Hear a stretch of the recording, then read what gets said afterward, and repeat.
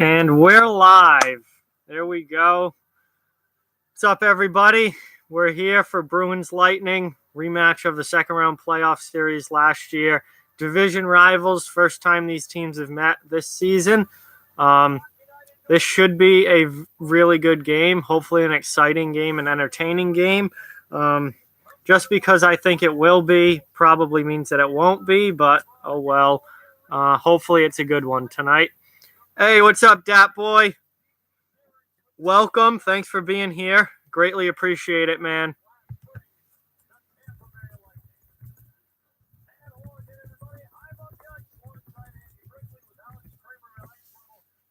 Here's my usual beginning message that this will not be showing the game. This is my reaction to the game. So Charlie McAvoy is apparently back tonight for Boston. Just got taken off IR, and he was taking warm-ups with the team. So McAvoy looks like he's probably going to be back in the lineup tonight. Hey, what's up, Merlin? Welcome. Glad you're here. Appreciate you watching. I'm doing pretty well. How are you?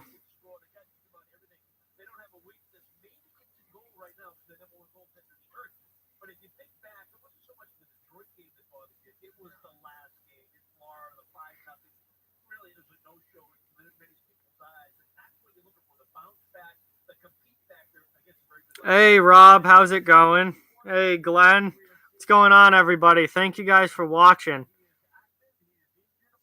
Appreciate everyone being here to watch.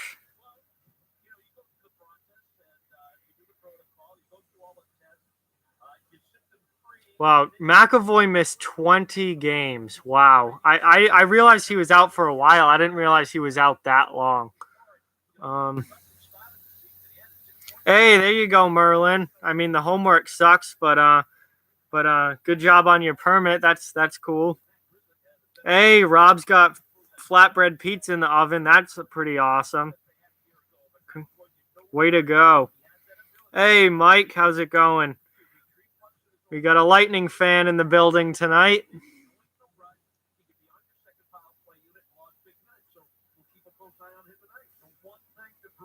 Hey, wow, everybody's in here tonight. This is great. Hey, Glenn knows what to do. That's a great way to spend your time, Glenn.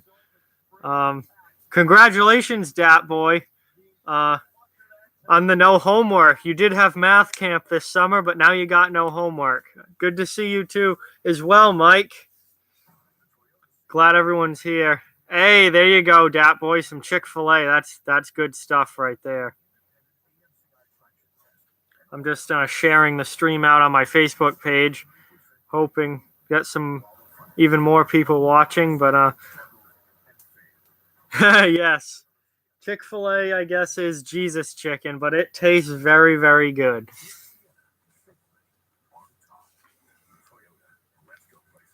So hopefully the game actually starts at like 7:08, 7:40 when it's supposed to.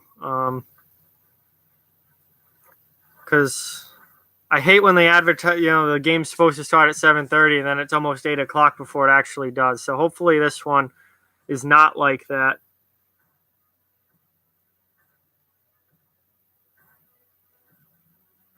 Hey, so you got a chance for some free Chick-fil-A tonight then. The Bolts win at home.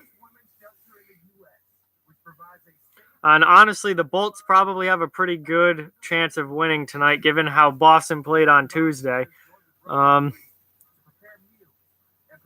Yeah, my sub count has gone quite up. To be honest, I have absolutely no idea how many Crispy bought me for sure. He says only 100, so I don't know.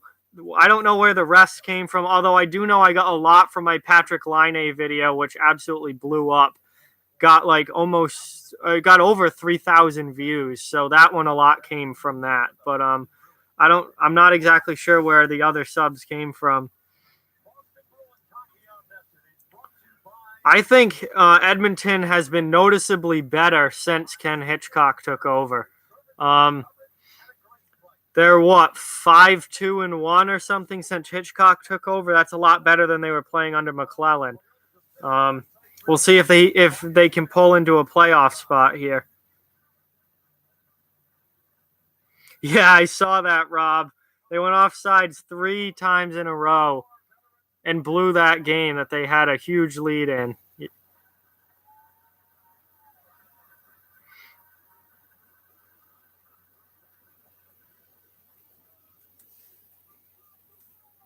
All right, national anthem time, and then we'll have puck drop. Ladies and gentlemen, before our national anthem, we kindly ask that you join us. There you go, Mike. That's pretty good there. No interceptions for a couple weeks. That's nice.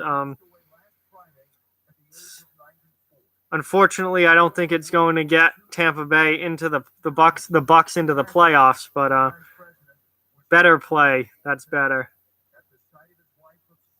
Oh, I bet, Dat Boy. I bet everyone was furious. Let us honor President George Bush, the man and his great legacy of public service, with a moment of silence.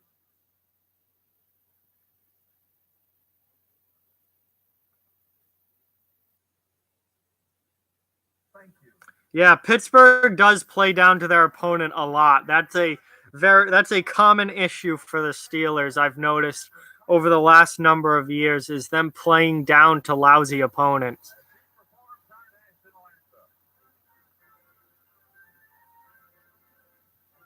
There you go, Merlin. Thank you. Good luck with that test tomorrow. I hope you get an A.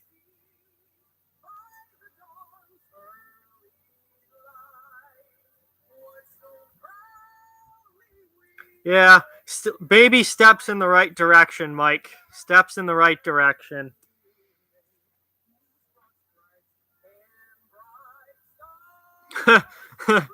Well, I'd rather be a Pats fan than a Steelers fan myself.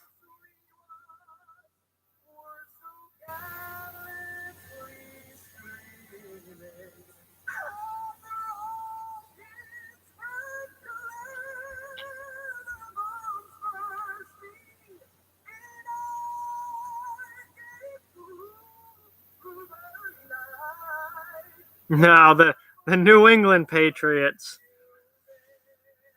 I don't get to watch the WHL.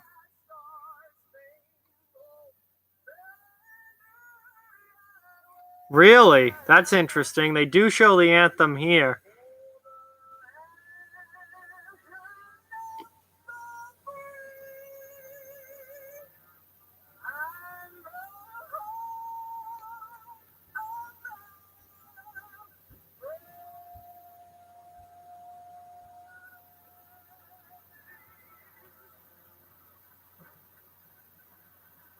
Yeah.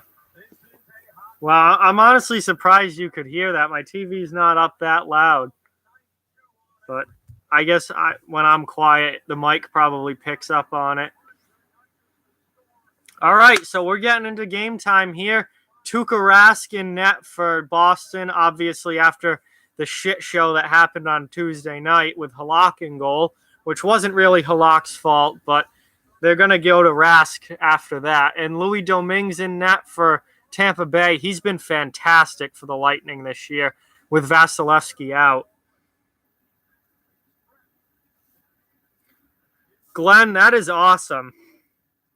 I wish I could watch junior hockey, but there's really no way to watch it without paying for it around here. Like there's no broadcast of it or anything. All right. So they are lined up at center ice and ready to go, and the puck is dropped. We are underway in Tampa Bay. Boston was absolute garbage on Tuesday, so we'll see what they look like today. I would think they'd come out with a much better effort, but we'll have to see. Tampa Bay is the best team in the league, so it's going to be difficult no matter how good Boston plays.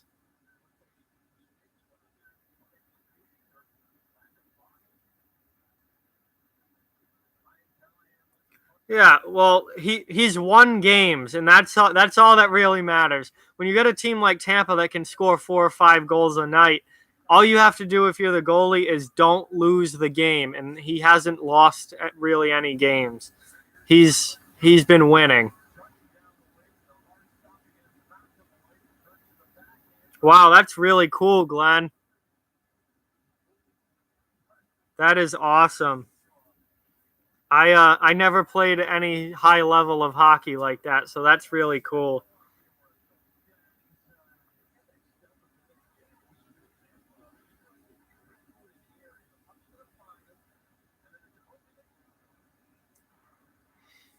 So Tampa already with a quick shot on goal.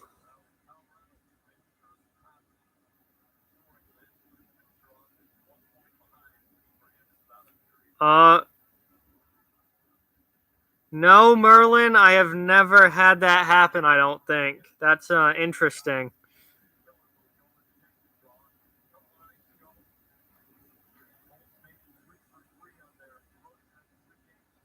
Yeah, I'm pretty sure Seattle's team is not going to be called the Fogs. That one I think is pretty low on the radar as far as what their team name is going to be. Vegas coverage needs Pastrnak to score. There's definitely a chance that Pastrnak could score tonight. He is a very good goal scorer, although he's not been close to the player that he normally is without Bergeron in the lineup. The Seattle Raindrops. I think the Seattle Rain would just be a good name. Just the Seattle Rain.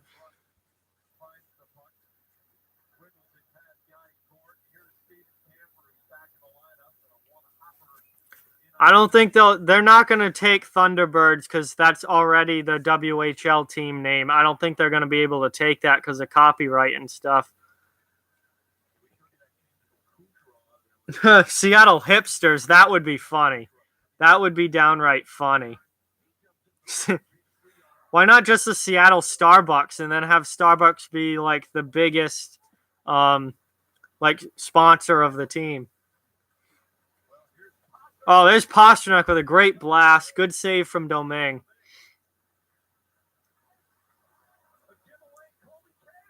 And Pastrnak scores. There you go, Vegas coverage.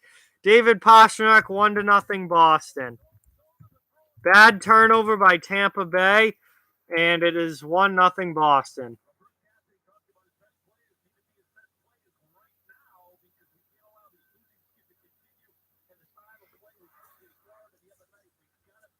Yeah, he got you some points there.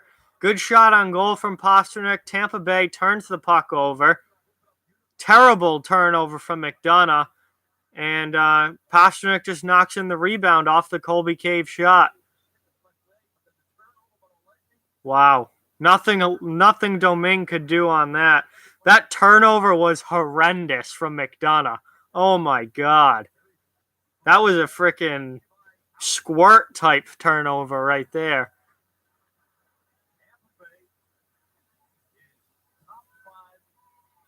So Boston's up 1-0. And we're not even 3 minutes into the game yet. I have to say I did not expect that.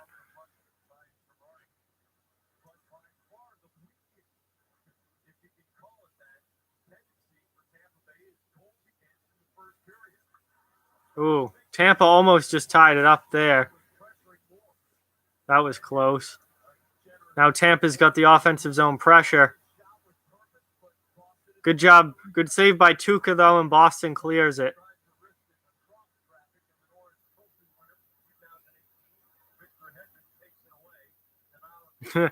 That actually is pretty true, Mike. Yeah. They don't play until they're down 2-0, and then up. Let's go tie it up now. I think it would be hilarious if they tried to take the Sonics or the Supersonics name from the NBA, because NBA left, so that would be wicked funny if they're just like, yeah, we're gonna call our NHL team the Seattle Supersonics. That would be so funny.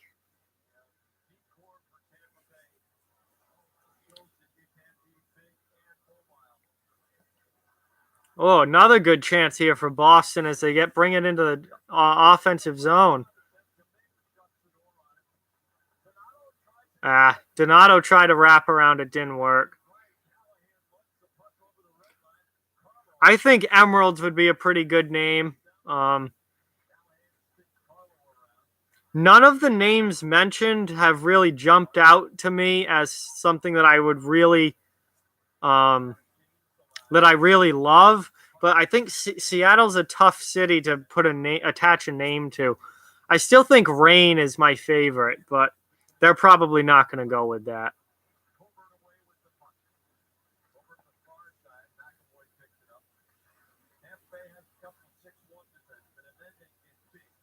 No, I do like Seattle Steelheads. That would be a pretty fun name. The Seattle Steelheads. I'd be down with that. I think they could have like a like silverish gray and green color scheme. That would be really good. Could be really good if they do it right.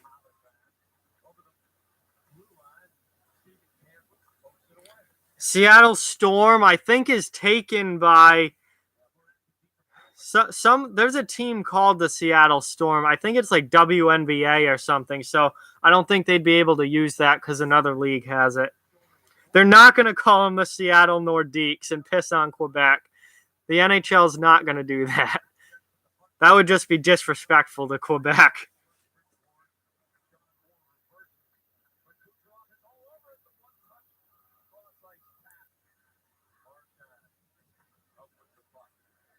There are definitely some interesting name options for Seattle. The Seattle Ocean Hawks. Screw you, NFL. You took Seahawks, we'll be the Ocean Hawks. That would be ridiculous as well.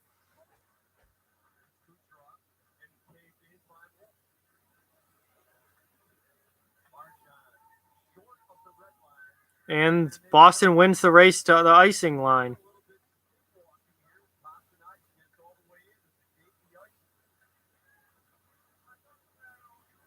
Oh, thank you, Vegas coverage. I appreciate that. I am closing in a little bit on 1,000, over 600 now, so hopefully it continues. Thank you for watching. I appreciate it. Have a good night. Seattle Bong Hitters, Seattle Sprites. What about the Seattle Spirit?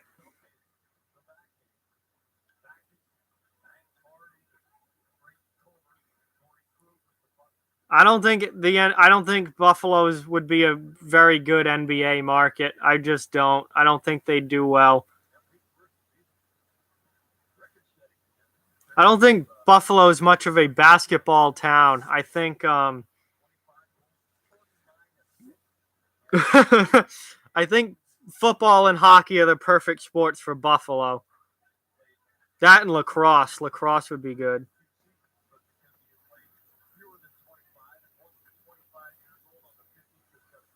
The Seattle Storm Surge. I think Seattle Spirit would be a good name, or Spirits. Seattle Vegans. There it is. There it is, Mike. The Seattle Vegans. That would be ridiculous and extremely funny. Their colors would obviously have to be green because all they eat is grass. So yeah. Yeah, football, hockey, and lacrosse are definitely the sports for Buffalo. I don't think they're a basketball city. Oh, Krejci just wide of the post there. Good chance.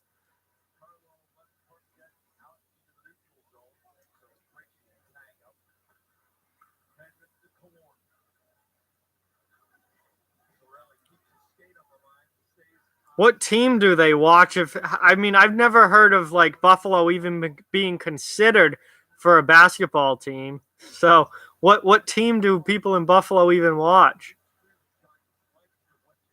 Seattle Smog. All right, here comes Marchand into the zone. Oh, another grade A chance for Pasternak with a slap shot from the high slot there. Good save, though.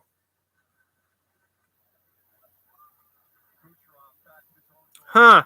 That's interesting, Ronald. I don't know why that would be. Let me check my email and see if I got anything from you.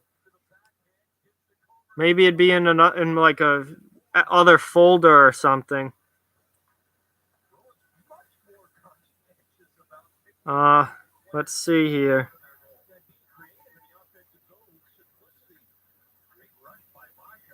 No, it's all YouTube.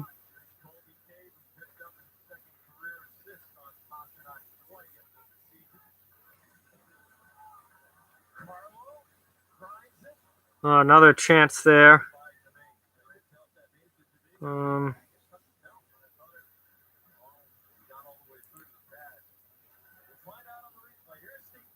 Yeah, no, I don't have anything in my inbox, Ronald. Here, just try. I don't know. Maybe you can copy and paste.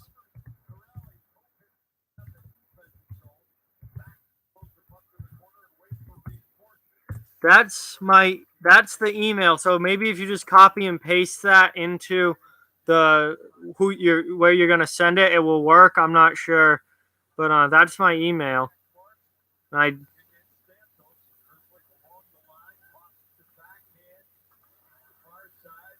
Yes, yes. Always shoot your shot.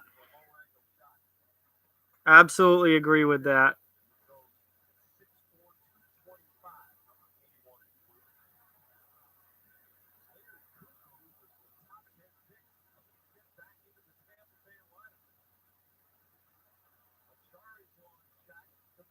And another save by Domingue there. The Seattle Showers. I don't think that one's as good, unfortunately.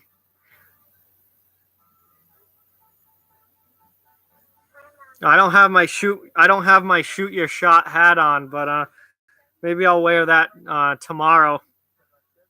Oh God, Rob. I mean, you can if you want. Hey, Blaney Tracker's back. We know he's a Lightning fan. No, Dotslav, don't shoot your school. That is ridiculous.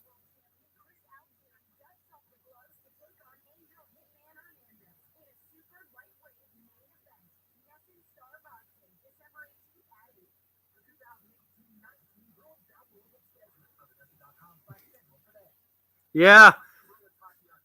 Yeah, Watermelon Sauce there is a big Lightnings fan as well, Mike.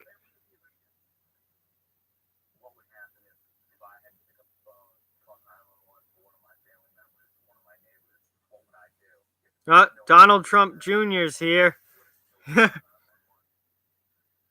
Oof.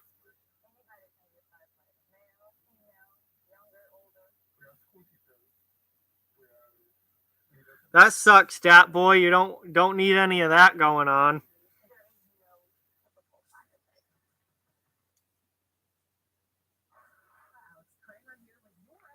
I'm paying so much attention to the chat that I didn't even realize that we were just at commercial. I've not focused at all right now on this game. I've been watching and then trying to do two things at once, and my brain's not working. All right, so we're back from commercial now.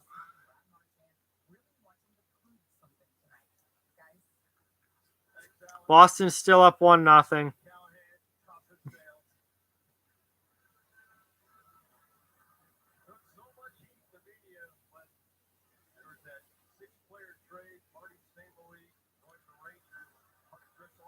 Wow, good chance there for the Lightning.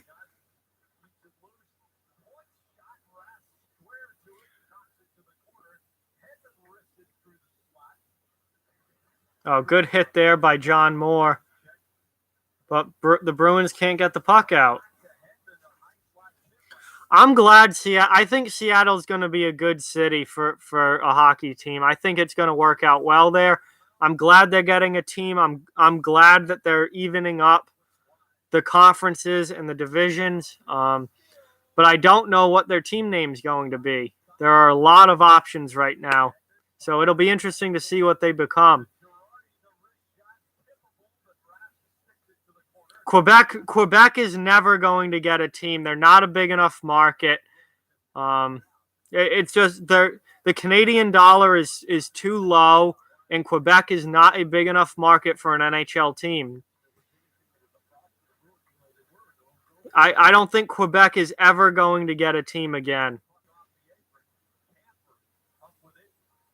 Unless the NHL in the future somehow became a 40-team league or something like that, I don't think Quebec is going to get one.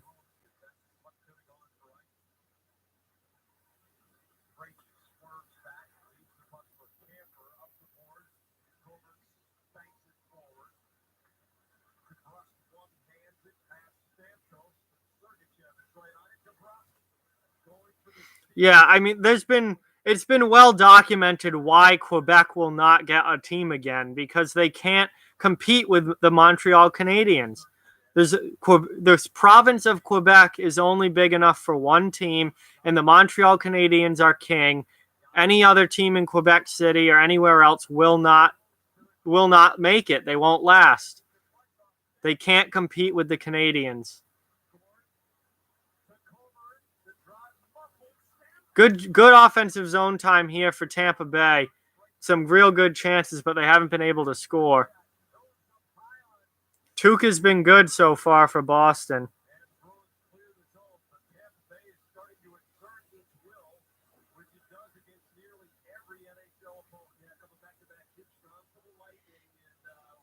Yep, NFL and NHL are both going to be at 32 teams. MLB and NBA are at 30. Good save there by Rask on JT Miller. And we're back to commercial. Pastrnak with the only...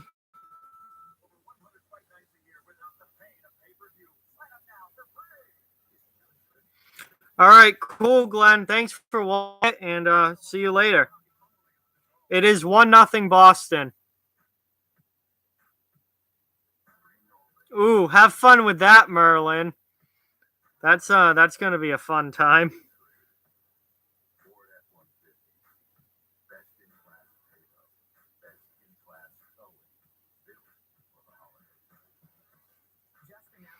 So while we're on commercial, why don't you guys throw this stream a fresh thumbs up and give it a like? And also, if you're not yet a subscriber to this channel, although I think most of you are, hit that subscribe button and make sure that you follow along all my NHL content.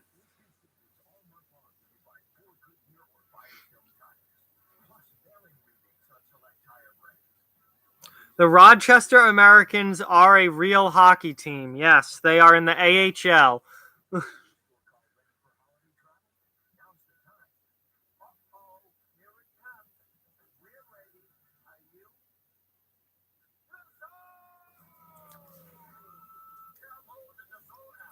Yeah, Pittsburgh is absolutely in some trouble. Without a doubt, this has not been the season that they were hoping for, to say the least.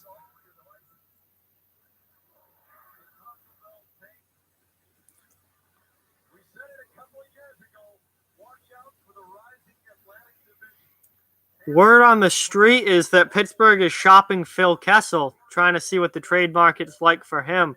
So that'd be interesting if he gets moved. That'd be a pretty big deal.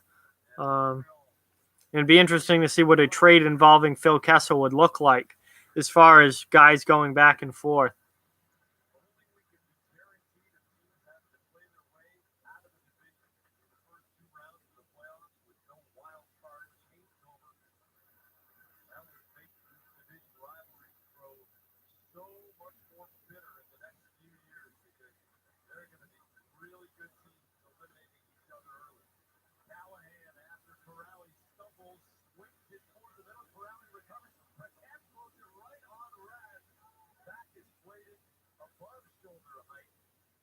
Yeah, the Rochester Americans are a real team, Rob. They're Buffalo's AHL team.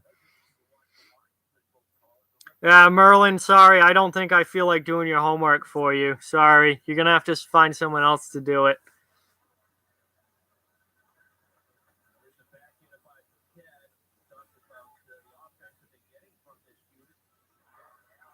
So,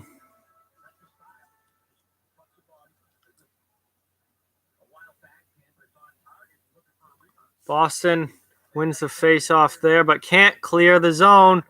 Mistakes like that will come back to bite you, especially against a team like Tampa Bay.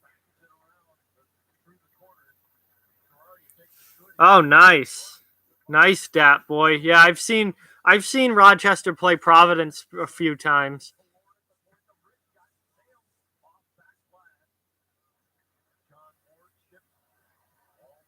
Well, you don't test the market on somebody if you don't plan on at least thinking about listening to offers for them.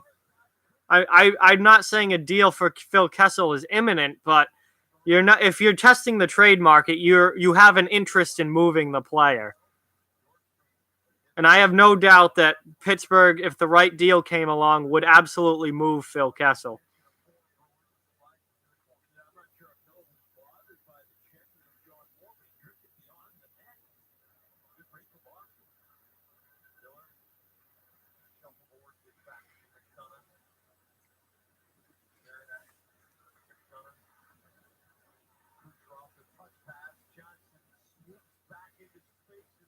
Good stick there. And that puck's out of play. Back to commercial again.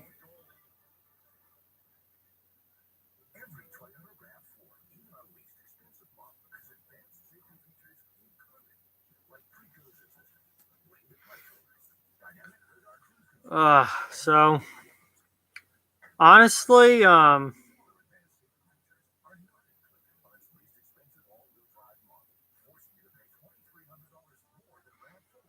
this game's kind of been a little sluggish to start. It doesn't have the edge to it that I thought it would, really. It's been a very kind of slow, methodical start for both teams. Boston scored the first goal early, and there's been no scoring since. And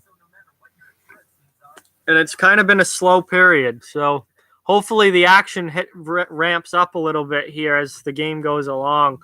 We got some more excitement.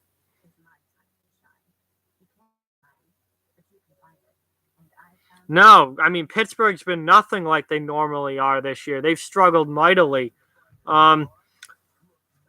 Yeah, Matt Murray has been injured, and when he does play, he's not nearly as good as he was in the playoffs those 2 years that they won the Cup. Chris Letang is half the player that he used to be. Letang's a guy that Pittsburgh should really look into moving on from. This is not 2012 Chris Letang. This is a much less player at this point as he's gotten older and dealt with many injuries throughout his career. And firing the coach is always an option.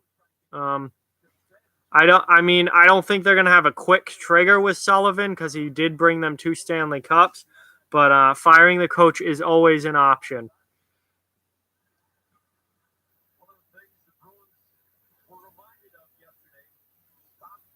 There you go, Rob. Rapping in the chat over here.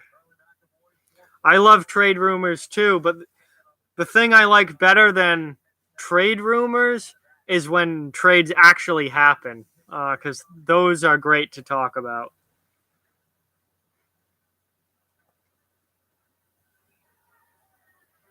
All right, so Tampa Bay's come back, and they're now out shooting the Bruins 12-8 in the game, in obviously the first period.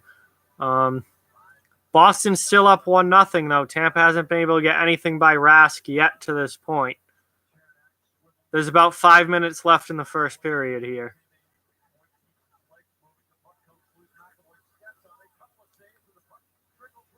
And Tampa scores. So now we have a 1-1 game.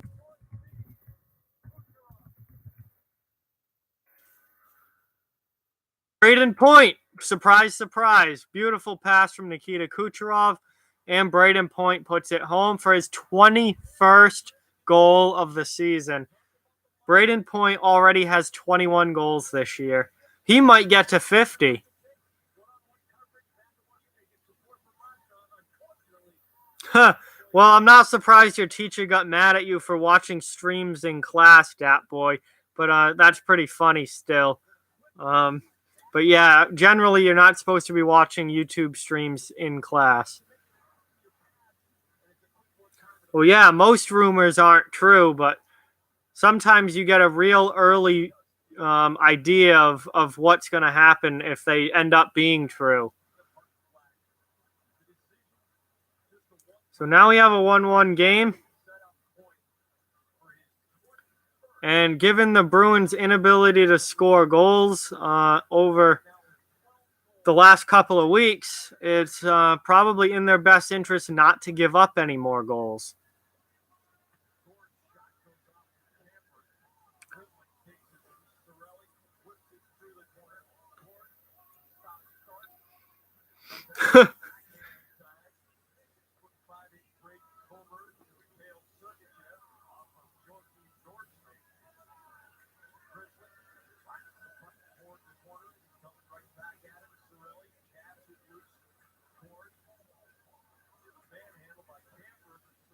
So Tampa is still controlling the puck in the Boston zone. Boston cannot get this puck out. And now they clear and get it deep, but they have to change lines. Oh, yeah.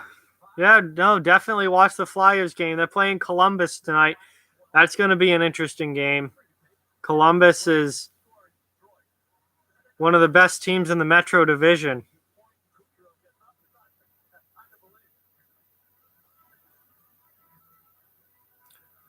I have no idea, Merlin. Absolutely no idea. I literally don't think I've ever seen that word before in my life. Oh, the Celtics have been a lot better lately. They did not have a good start to the year. They definitely weren't gelling as a team, but they've been a lot better lately. So I'm not too worried about the Celtics yet.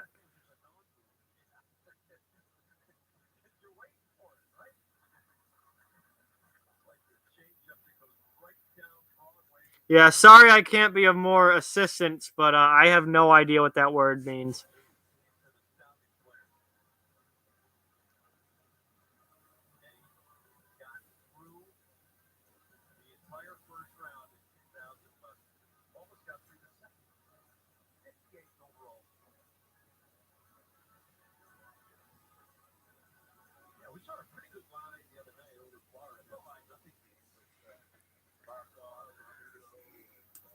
Hey, thanks for watching. What's going on, man? Thanks for being here.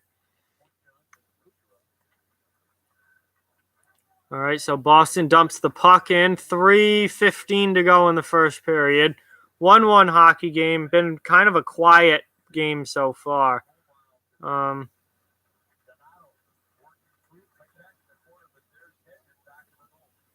like something to really liven this game up. A big hit, a fight, something like that.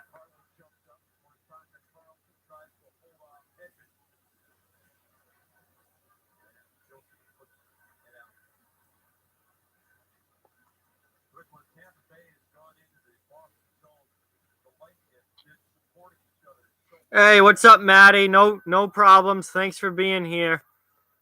Appreciate you watching, man.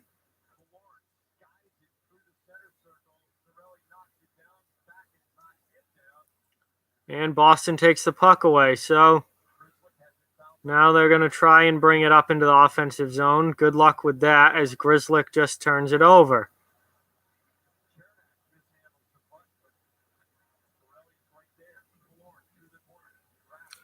It is 1-1. Boston scored the first goal less than 3 minutes into the game. And now here comes Pastrnak on a breakaway looking for his second. And a huge save from Domingue. Wow.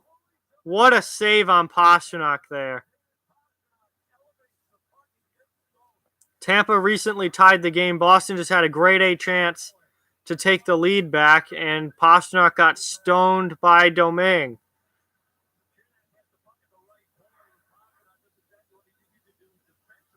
No, I don't really watch any shows on TV. Not really.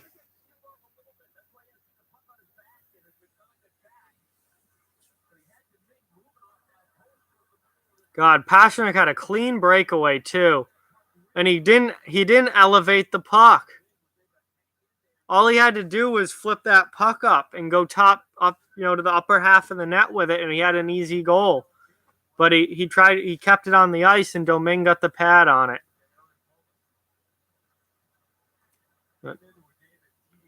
That deflects out of play with a minute and a half left in a sleepy, boring first period with not a lot of action so far.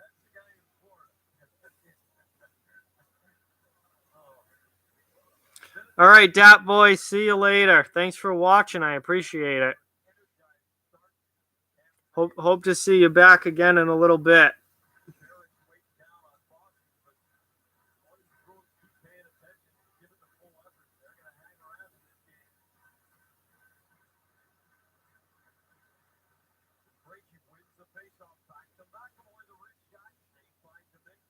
Yeah, another save by Domingue there on an easy shot.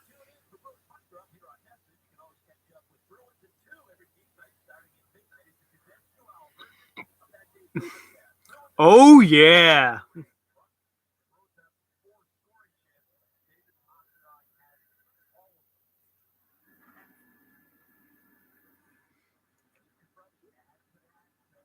I don't think the Flyers are currently in the process of trading any. Well, let me put it this way. Chuck Fletcher just took over as GM of Philadelphia. He is not going to make any drastic moves right away.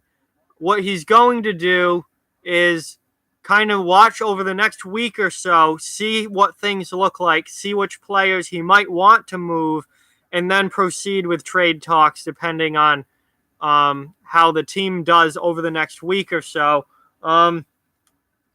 If the Flyers do decide to make moves, Wayne Simmonds will be one of the first players probably to go because his contract is up at the end of this year. He's likely not going to be re-signed by Philadelphia. So if they're going to trade anybody, it's going to be him.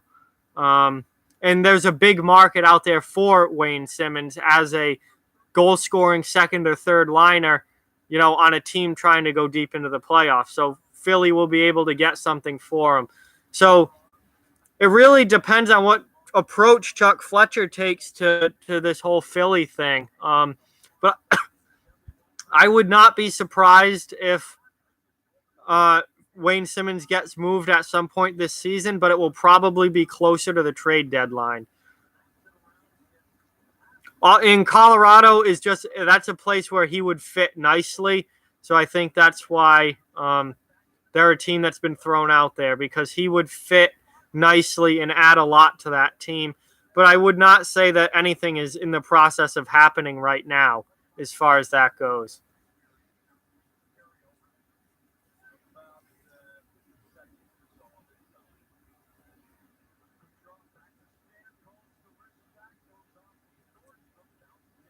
Of course the Sabres can get back on track. The Sabres I don't even think really off track.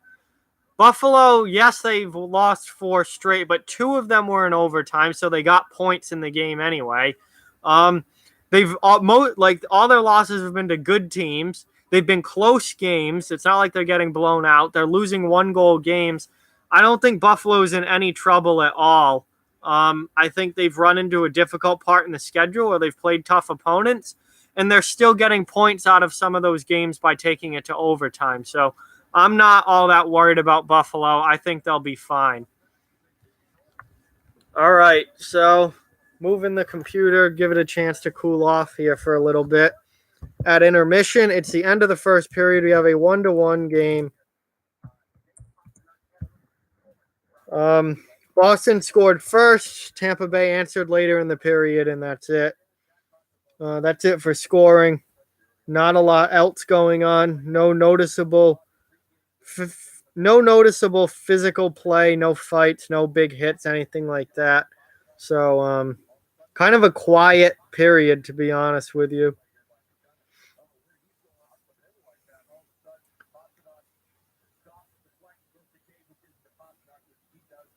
Yeah, I don't know what that means, Merlin. Good luck.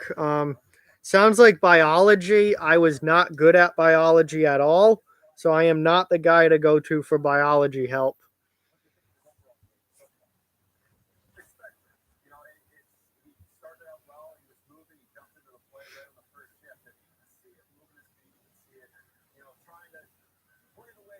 Yeah, I wish.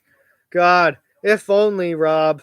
If only. I would love to have players like Rob Ray back in the NHL, but they're gone. No one plays like that anymore. Nobody fights that much. Nobody plays, that nasty physical style.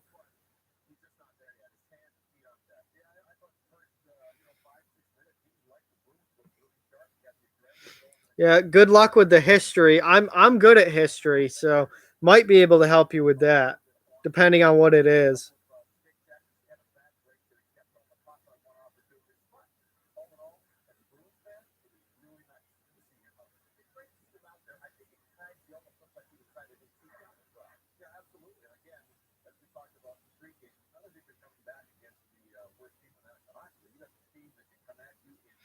Yes, it did, Maddie. Yes, it did. That was turned out to be quite the video for me. I can take a crack at some Civil War stuff if you want. I mean, I haven't studied that since sophomore year of high school, so it's been like 7 years since I've touched that, but I'm good at history in general, so I might be able to help you out.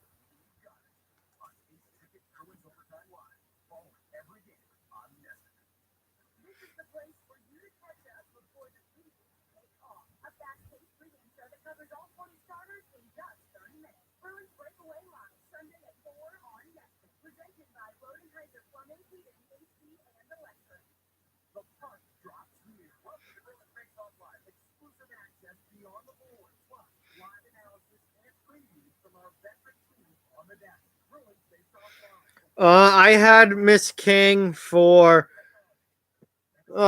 junior and senior year for history. I did not have her for Civil War. I had Miss Kelly for Civil War. Um,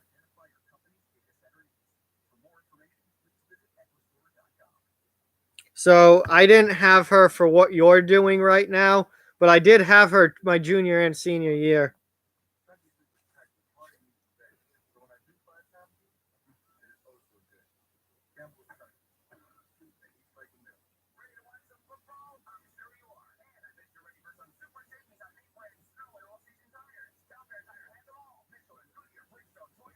Yeah, I mean, other than Caps fans, I think most people thought it was pretty funny and good to see Tom Wilson get knocked out by Reeves. I mean, I did the video on it yesterday, so y'all know my opinion on it. I I thought it was nice to see Wilson finally get a taste of his own medicine.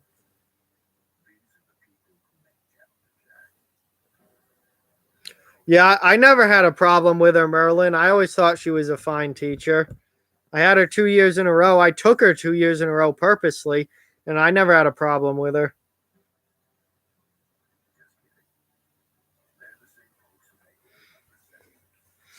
Yeah, Buffalo was good when Jason Pominville came into the league. Then he went away, and now he's come back to Buffalo, and Buffalo's getting good again. He's picked good times to be a Buffalo Sabre, I guess.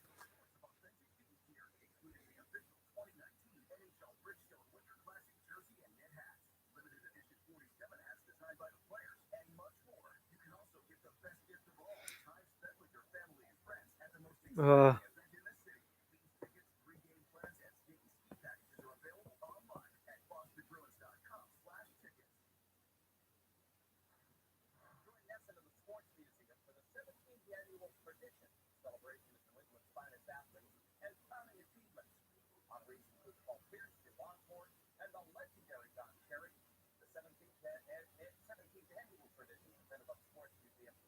Yeah, pretty much. It seems like that, Rob.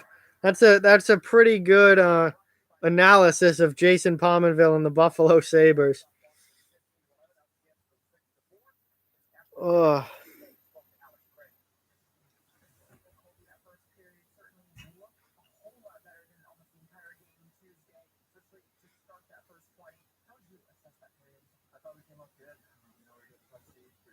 Nice Colby Cave interview here. Relishing his time up in Boston.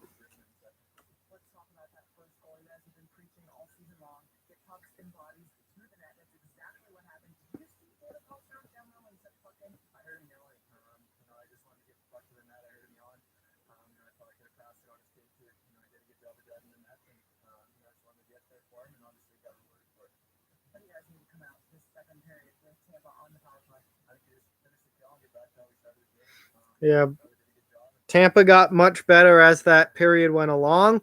So Boston needs to come back out and take control again if they want to take the lead back.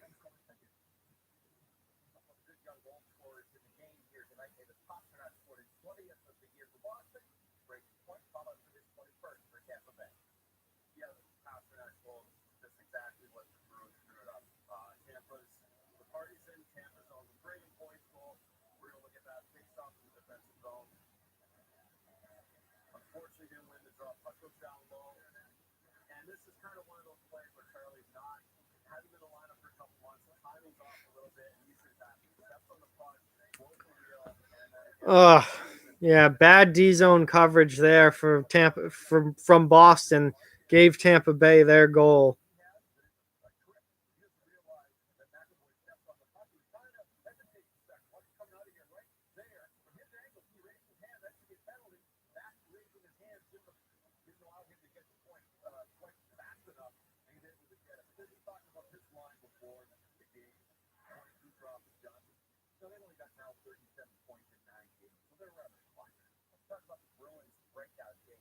Huh.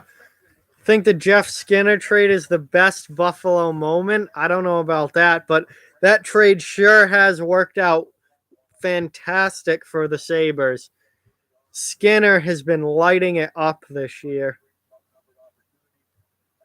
Skinner's in a contract year too, so he's going to get paid after this season.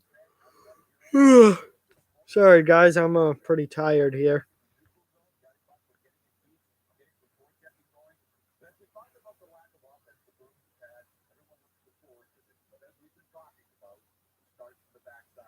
Yeah, that was a very good trade for the Sabres, without a doubt.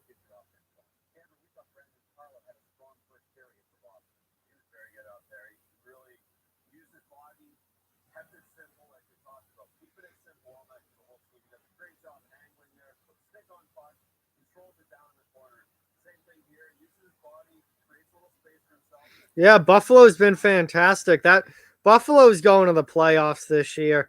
I don't see how. I mean, it's going to take a serious collapse for the Sabres not to make the playoffs this year. Um, I think we're going to see Buffalo return to the postseason for the first time since 2010. It's been that long since Buffalo's made the playoffs, but I think they're going to do it this year. Just think about it. The last time Buffalo was in the playoffs, they wore the jerseys with the banana slab like Buffalo logo across their chest. So it's been a while since Buffalo's been in the postseason. We'll probably see him there this year, though.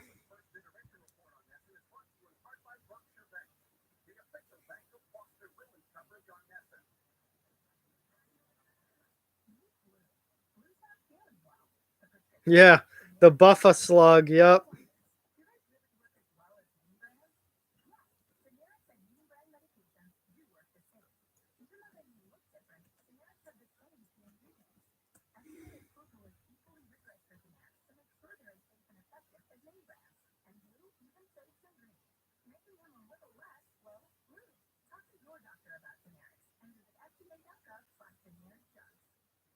I was not at all a fan of that logo. I like Buffalo's classic logo that they have that they use now. They went back to the old style. I think that's Buffalo's best uniform with the the circle crest with the buffalo and the cross swords and everything. I love those Sabres jerseys that they wear now.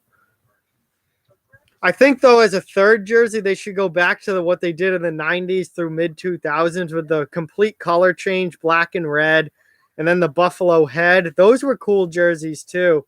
Those would make a great third jersey, and then just completely switch it up from the blue and yellow of their classic jerseys.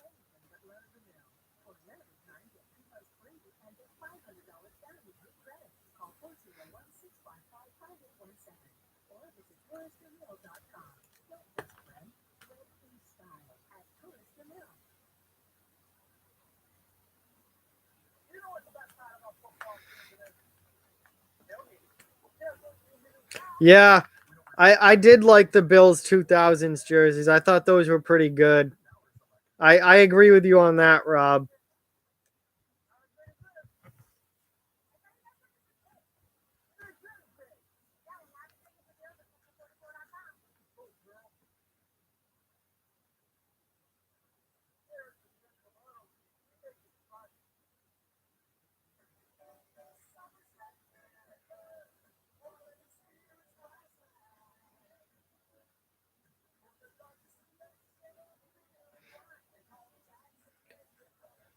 All right. I don't know what time intermission started, but I am definitely ready for the second period to get underway here.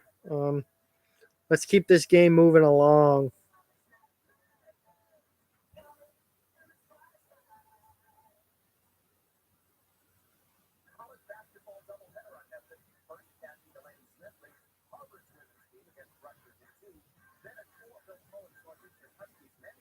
Um, I'm not really cold in here. I'm pretty comfortable in here. It is very cold outside where I am. Yes. 33 degrees outside right now, so right about freezing.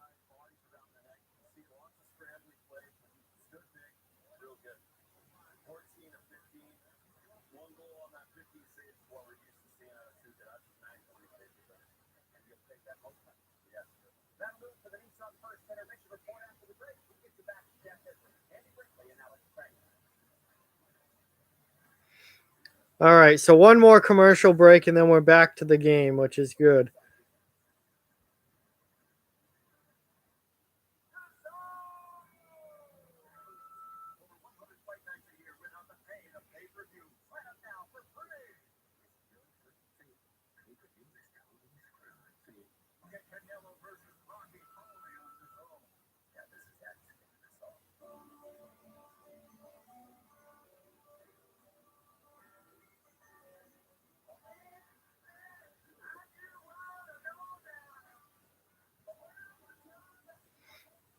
Yeah, I'm sure it's cold up in Buffalo as well, Rob. But it's definitely cold here too. It's getting to be that time of year as we get into December. December, January, February, real cold months for sure. Even March. March is usually pretty nasty too. And then things starting to shape up a little bit in April.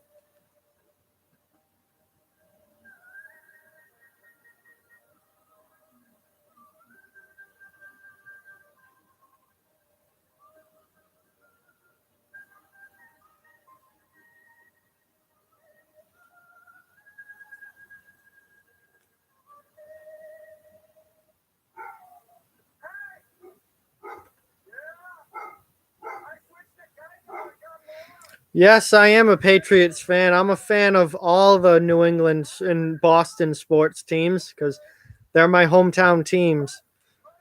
So I Pittsburgh. I cannot wait until Pittsburgh blows it in the playoffs again, like they always do, because they always play down to their competition, just like they did um, Sunday night. Although Chargers aren't really bad competition, but Pittsburgh finds ways to lose big games.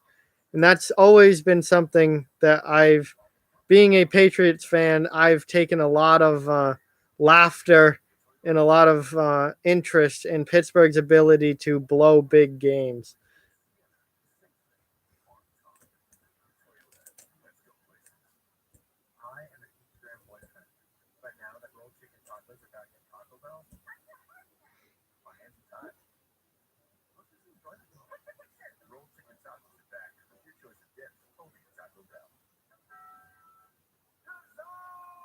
I mean, the Chargers wouldn't have made the comeback if Pittsburgh just stayed on sides. I mean, all they had to do was not take 3 penalties in a row, and they absolutely blew it by taking 3 offsides penalties in a row. Like, that's the most Pittsburgh thing. That's as Pittsburgh as it gets as far as the Steelers go.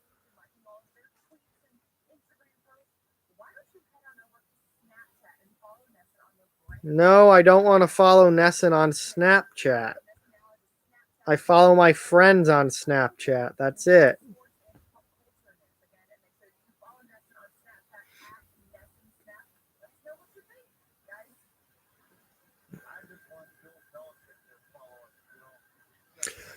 All right, I'm going to put the computer back because we are back for the second period of action here.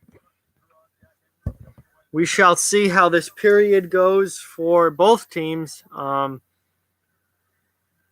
Yeah, Pittsburgh's got incredible talent. They have for years now, but it seems like they always find ways to lose big games.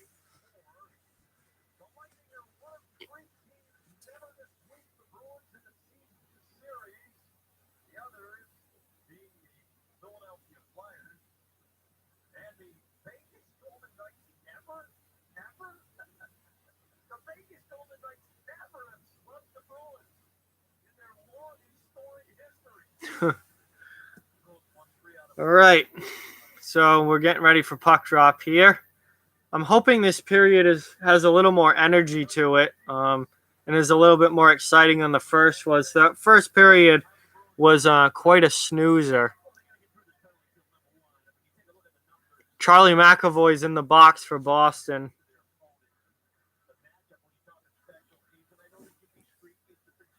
So Boston's got to finish off this penalty kill first and then worry about trying to take the lead again. But there's only 45 seconds left, so that shouldn't be too hard for the Bruins to kill off.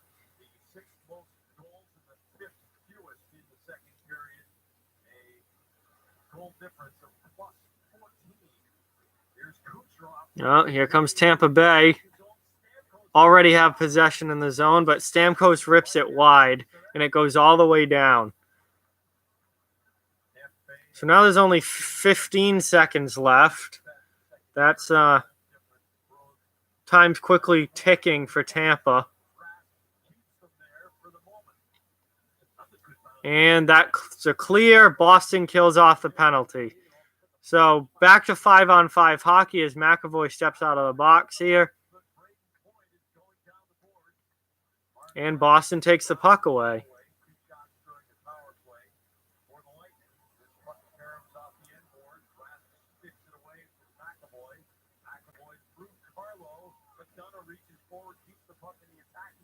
Bad turnover there by the Bruins. Luckily, they recover and take it back.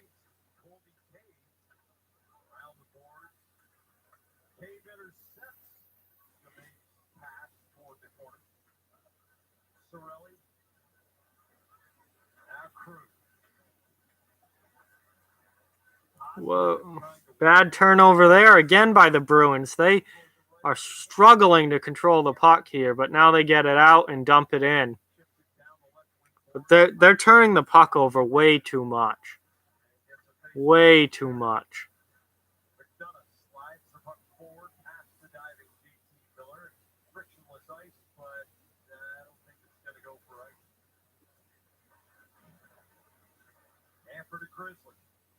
Wing to wing, Krejci plays it on the bounce. Sergachev going low, and Krejci didn't want to get involved in that.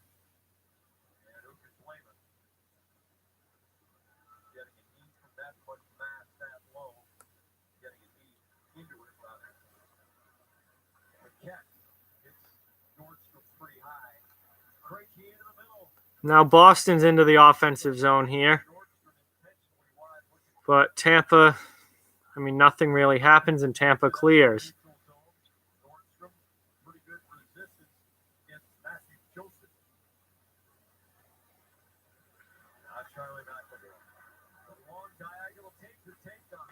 Oh, good chance there for Danton Heinen, but he shoots it wide. You got to get that shot on net.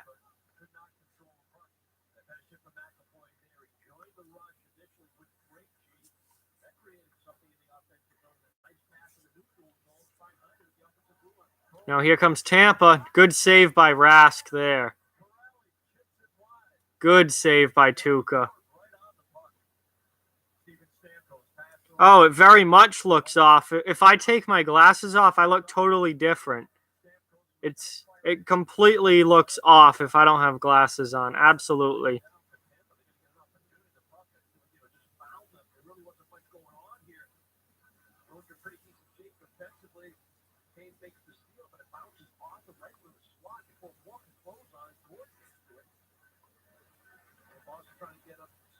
Bruins have been much too nonchalant with the puck, especially in their own end.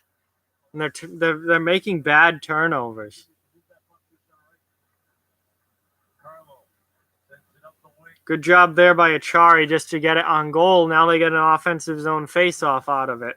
That's why throwing it on net is never a bad play.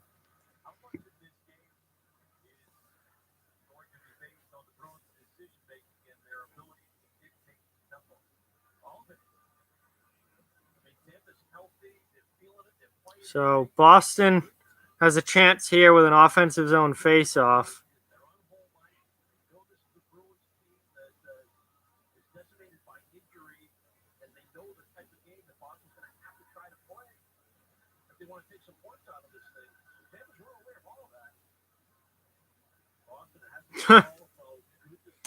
That's interesting, Rob. That's interesting. I wear deficit dementia. I don't know if that's exactly true, but that'd be interesting to say the least. I think so, Merlin. I think so. That's why it was such an important city. Oh, there's a hit.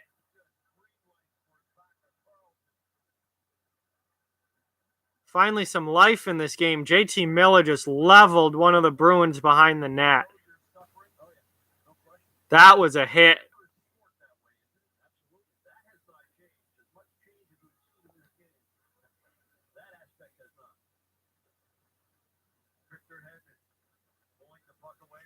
Maybe that will add some life to this freaking slow, boring game.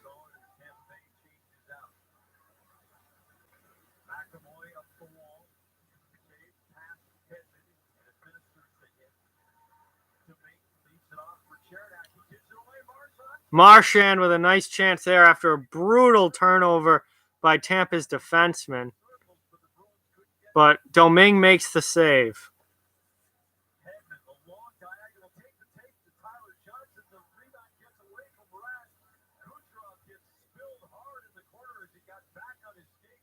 Now here comes Boston. Back up the other way after a good chance there for Tampa. Marchand with another shot, but a save.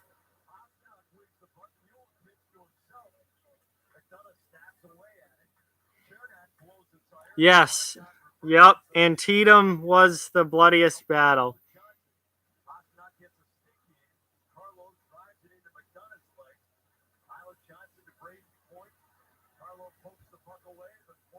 Now here comes Tampa Bay into the zone with some good chances. Glove save by Rask on Kucherov. Kucherov tried to pick the corner and Rask takes it away with the glove. What a nice save on a golden shot from Kucherov.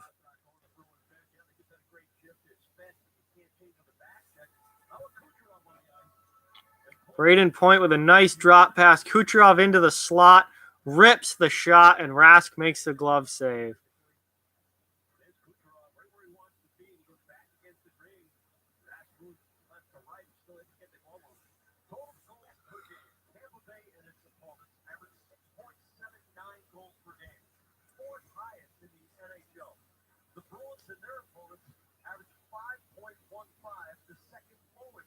in the NHL. So that speaks to what Brick was saying about all of it. It's about the Bruins making good decisions with the puck, supporting each other, and trying to So now Boston trying to win the puck after that face-off. We got a board battle going on, and now the Bruins get it out. John Moore moves it down through the corner. Nordstrom taps it around. The Bruins are in the middle of the change. Johnny Gordon and Steven Stamkos. So Boston gets a change, and now here comes Tampa back the other way.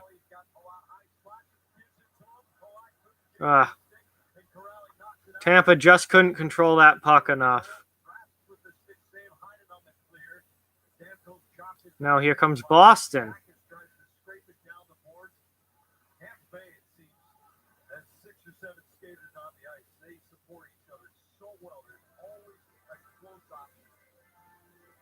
And Boston was, I guess, offsides on that. So under 14 minutes left, 13:49 left in the second period, and we're to our first commercial break. I have no idea about that, Merlin. You'll have to look that up. I have no idea about that.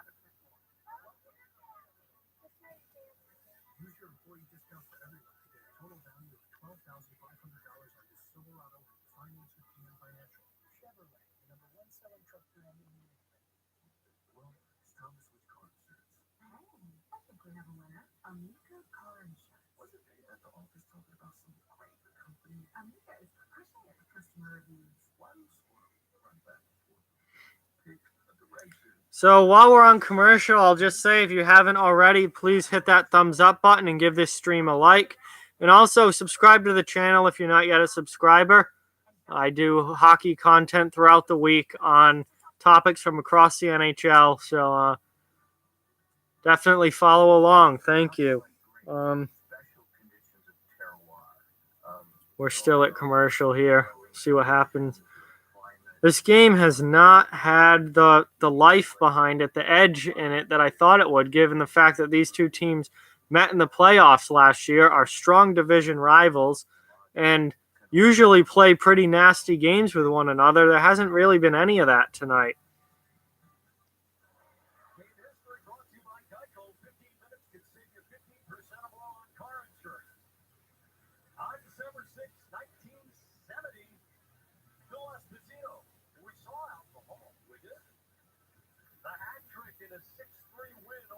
Wow, okay, that will be a huge in-division win for Pittsburgh, because I believe the New York Islanders are currently in the third spot for they're in third place in the Metro Division. I don't know why I couldn't say that. What was so difficult about that? New York Islanders are in third place in the Metro Division, meaning they're the last playoff spot in the division. So Pittsburgh beating them handily like this is a big boost for the Penguins. It looks like Pittsburgh might finally be coming back a little bit. They beat Colorado the other night. Now they're beating the Islanders. Pittsburgh's bad start to the season might be coming to an end. Now here's the Boston in the offensive zone.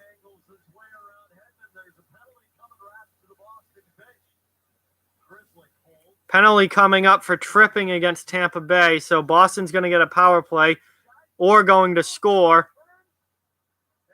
And Achari with a great chance off the rebound in front, but couldn't score. Now Boston to the power play. Victor Hedman to the box for tripping.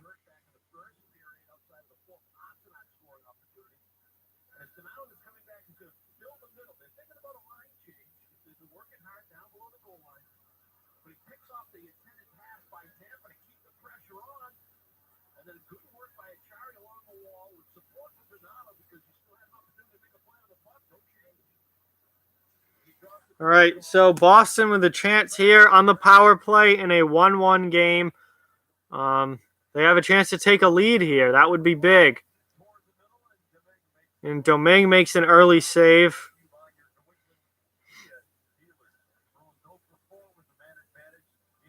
They're actually in Tampa Bay tonight. Something they worked on in practice yesterday. We talked about stuff in the broadcast in Florida, saying if you're not scoring a ton 5-on-5, more emphasis on your power play as far as having meaningful. Hey, Nolan. Welcome, Nolan, to the chat. Nice to see you, man. Thanks for being here.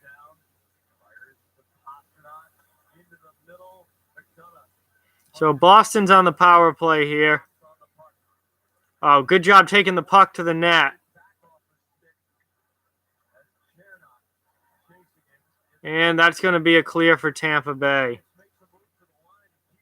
But they couldn't get it out, and now they do. All the way down the ice.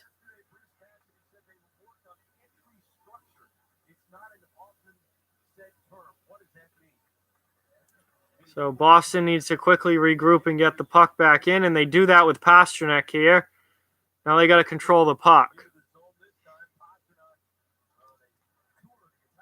Oh, good tip in front from DeBrusque, saved by Domingue.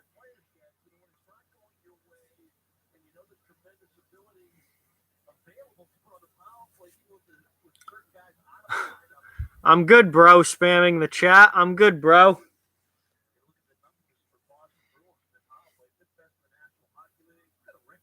Oof. Boston's only 1 for 10 on the power play in their last two games. That will hurt you for sure.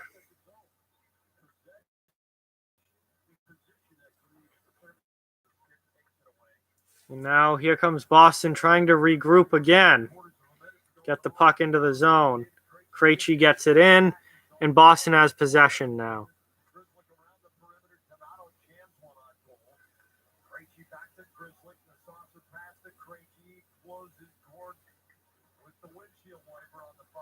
Yeah, no one's in front of the net. Donato's got to be down further and close to the crease. Got to have guys in front of the net in the NHL. And now Tampa gets a clear again. And that will pretty much kill the penalty as there's only 15 seconds left and the puck goes all the way down the ice.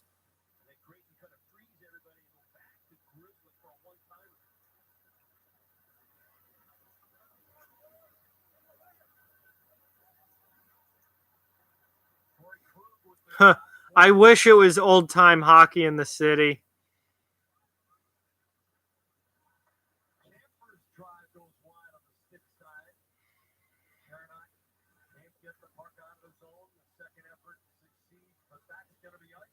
Yeah. He is self-promoting, even though I don't.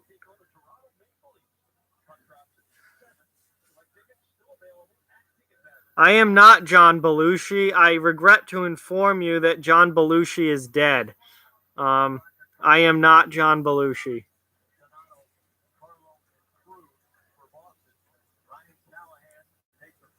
So Boston's even the shots total up here at 20. 20-20 shot total. It's 1-1 on the scoreboard.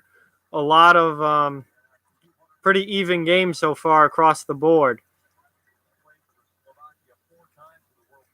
I don't think it was a hoax. Tampa gets the puck and goes for a line change as they dump it in. So Boston's going to get an easy out and try and regroup into the offensive zone. But the puck deflects out of play, and that is a whistle with 10 minutes left in the second period. So we are right about the halfway point of this game. I shaved a couple days before No Shave November ended. I got sick of the long, bushy, annoying, scratchy beard and shaved on like November 28th or something like that.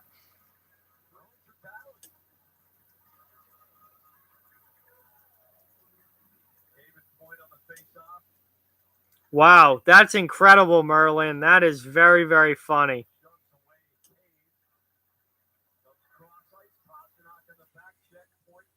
And here come the Bruins, but it's 1 against 2, and Cave just dumps it in.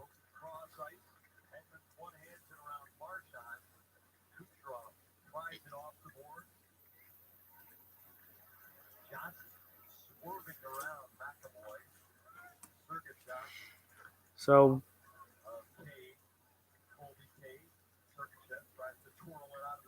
And the puck goes in on goal and has to be covered.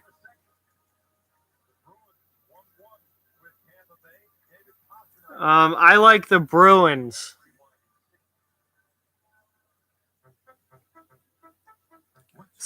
Seattle Sea Lions, that would be cool. That'd be a worthwhile name. Although I don't think they're going to do the Seattle Sea Lions.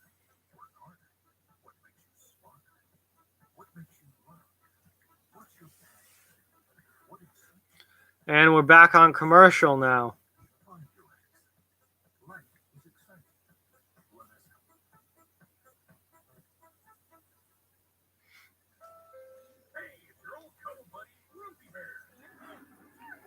Oh boy. Back. More commercials. Yeah, okay. Yeah, just make them the Seattle Mariners. Do it. Except that's already a team, but just do it anyway. It's fine.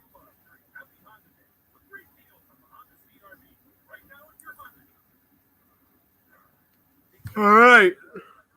Oh. No, Merlin, I do not.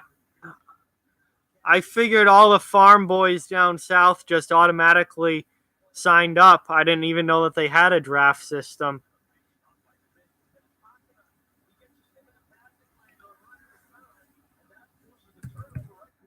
It is 1-1, Andrew. Tie game. Midway through the second period. No, I have not. Videos for people. I have not heard of that team at all.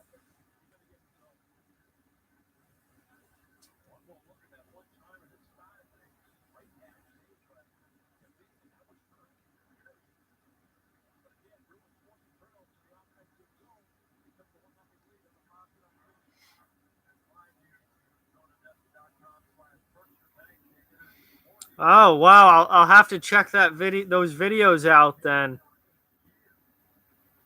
I'll have to go to your channel after I'm done with this stream and check out those videos.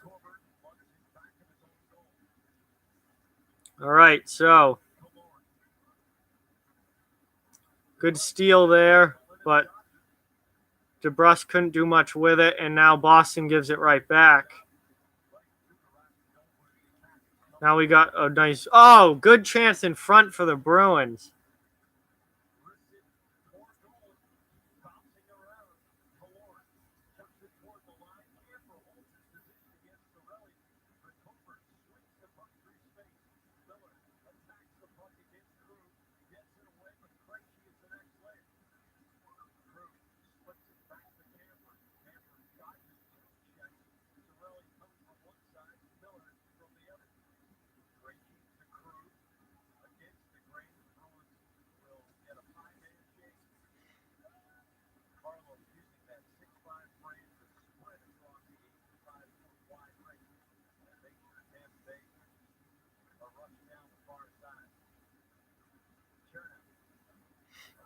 All right, so Tampa's got the puck now in the offensive zone, and they've got some sustained pressure here.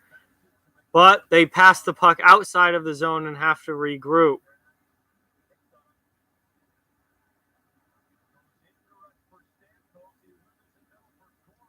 Another turnover by Tampa Bay, and here comes Boston as they dump the puck in and get in on the forecheck.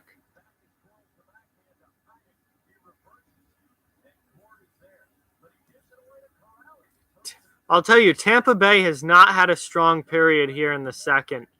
They're making a lot of mistakes. They're not skating well. They're turning the puck over. This does not look like how Tampa usually looks.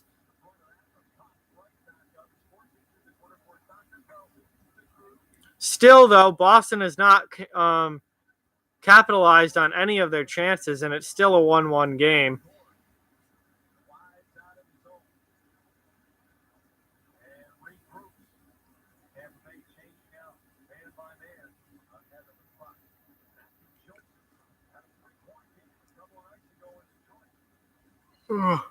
I don't think beefing with M&M is a smart idea for anybody.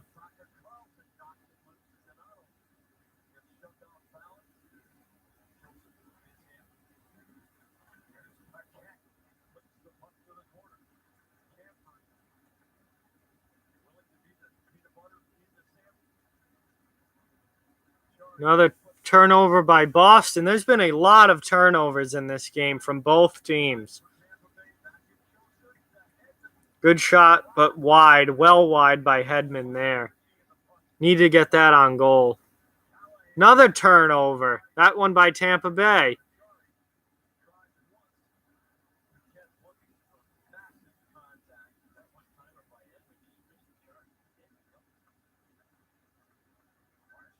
Now here come the Bruins.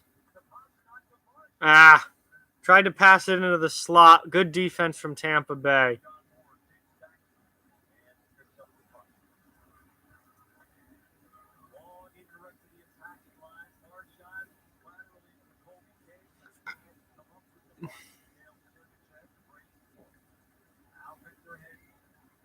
And here comes Tampa.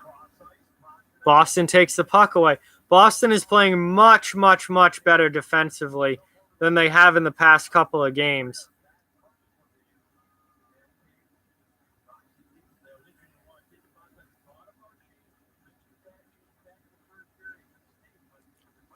Still, the offense is not there for the Bruins, and if they can't score goals, you can't win games.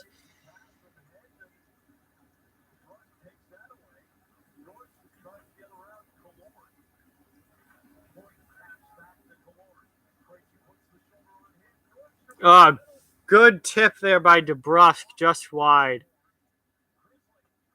Now Grizzlick with a shot wide.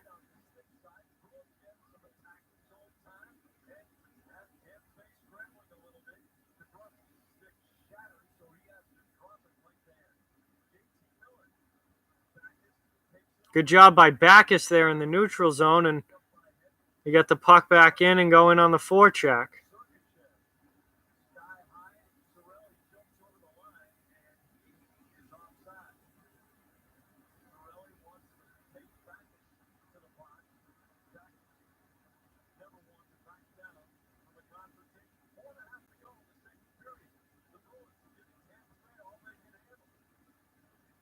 So going back to commercial now, still a 1-1 game. Boston's played a very good road period this year. I don't know what's wrong with me tonight this year. This game, they've played a very good road game, very good road period so far.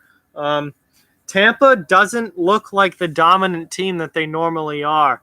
They're making a lot of mistakes. They're not controlling the puck. They haven't had much offense going, which is very rare for them.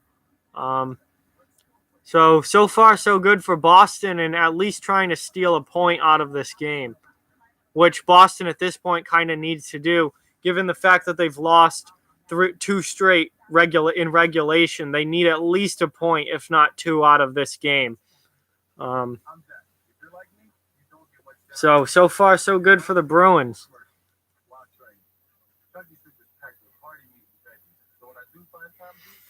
Let's see if there have been any fights anywhere in the NHL tonight. Probably not. Yes, Buffalo is still in third place. They're behind Tampa and Toronto, ahead of Boston and Montreal. And, of course, no fights in the NHL tonight. Zip, zero, nada. Surprise, surprise.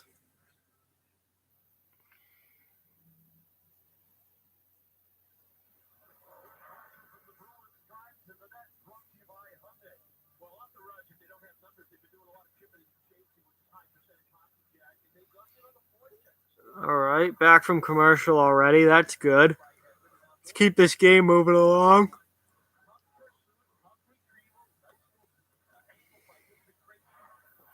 Hey, Ethan, what's up, man? Thanks for tuning in. I appreciate you stopping in to watch. Wow, there has not been a shot on goal in this game in the last 6 minutes and 20 seconds. That is ridiculous.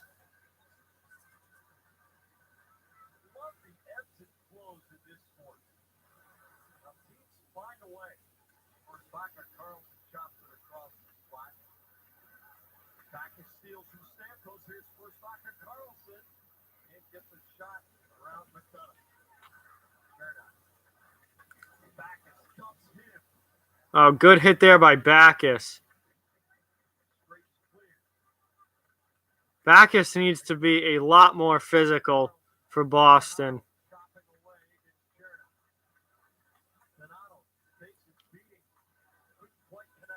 Backus just with a big hit on Gord, too. Now here comes Tampa up ice. And he shoots it wide.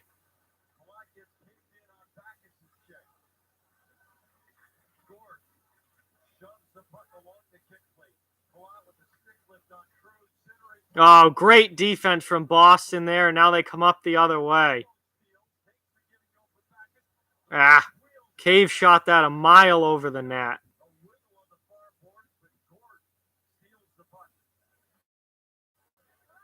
It's going to be icing on Tampa Bay. So really strong shift there. And they're going to get an offensive zone face-off out of it. And Tampa cannot change because they ice the puck. Carlo with a great defensive play there. Absolutely great play.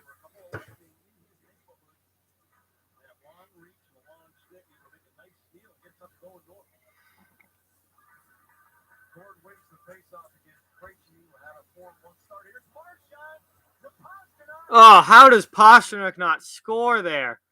Marchand with a steal and feeds it to him right in the slot. And Tampa ices it again, but how does Pastrnak not score that goal?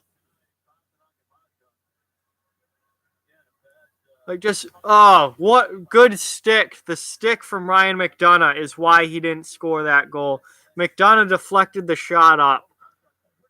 That would have been an easy goal for Pastrnak had McDonough's stick not gotten in there.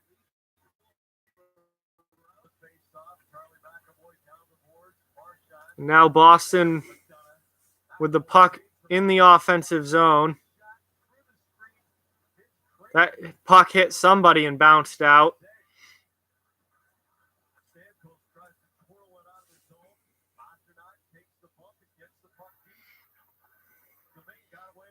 I don't know, Rob. What is it? What's the greatest stress reliever?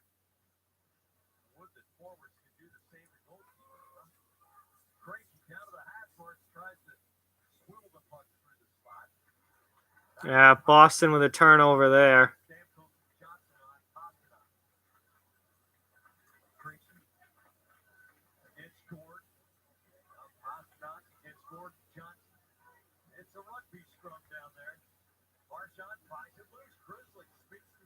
Oh, Grizzly just got leveled. Yanni Gord with a great hit on Matt Grizzlick there.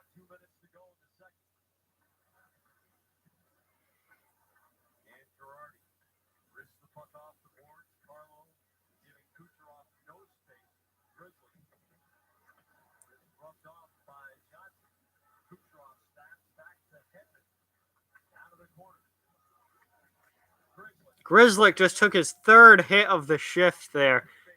But it's 2-on-1 for Boston coming out the other way. Cave wasn't fast enough. Couldn't get his stick on it. But here comes DeBrusque now. Drives it to the net. Boston with real good control this period. Moore tried to roof that. Couldn't get it up high enough.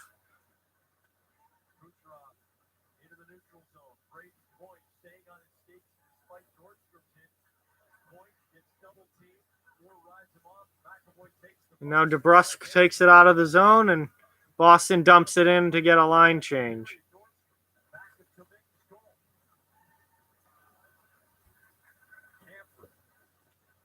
That's a high stick, but Tampa Bay plays it and then gives the puck right away. Wow.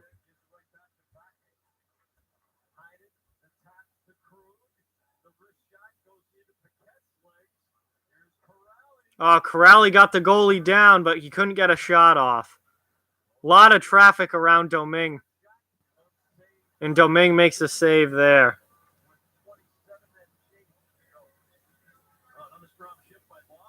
Boston with a really strong second period here, but they have not been able to score. official 2019 Bridgestone NHL Winter Classic jersey, limited edition 47 hats designed by the players, and the new women's B&G collection. Can't make it to the pro shows? Visit us online at bostonproshop.com. Plenty of hopeful signs for the Bruins. Among them, Jacob Forsback and Carlson is 5-0 on faceoff tonight. So, no, not particularly, Merlin. I don't know. It's been 7 years since I've talked about any of this stuff, so I really don't know specifics like that. Pasternak into the circle to keep the puck alive. For the moment, Krejci to Pasternak. Tries to draw it through Chernak. Krejci and Marchand. Causing all kinds of havoc. Yeah, I know a lot more about hockey than the Civil War at this point. Chips to the corner.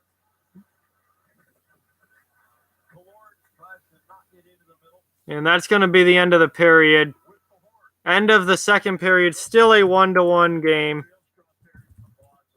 Very good period for the Boston Bruins. Still, they weren't able to score, though. But overall, a great period. Good puck possession, good zone time, good chances.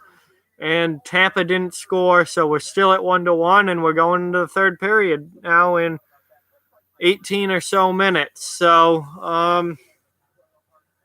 17. So about 9:25-ish. Yeah, Merlin's trying to figure out the Civil War, Ethan.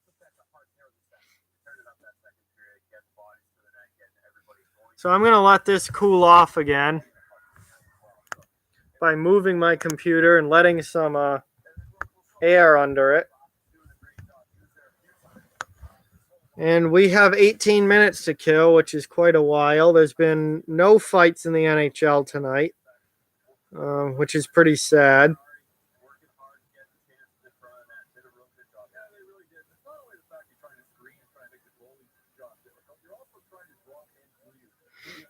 Oh, thanks, Rob. I haven't used that thing in years.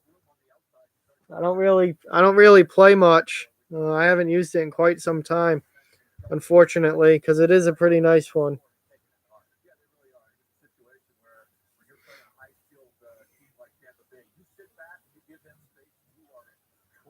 So here, when you get the puck, you got a chance to go. You've got to take advantage of it. They've done a great job with the defense jumping in. You know, you got to make sure that first pass is a good pass, Andrew. That you got a guy. I'm sure they are videos for people. I'm sure they are. I will watch your documentary on them.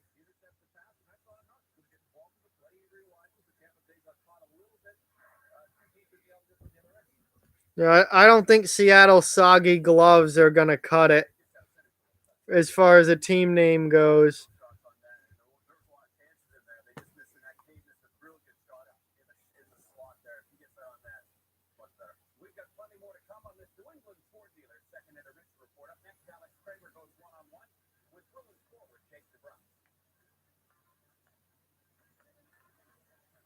Bruins second intermission report on this, and it's brought to you by your local New England Ford dealer. Is it really, Rob? Is that your alt account?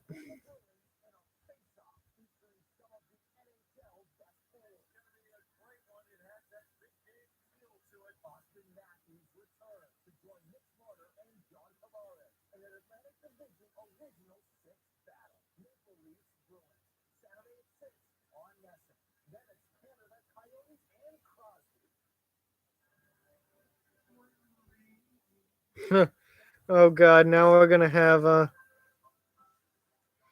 Hey, what's up, gamer? I subbed to you like you asked, dude.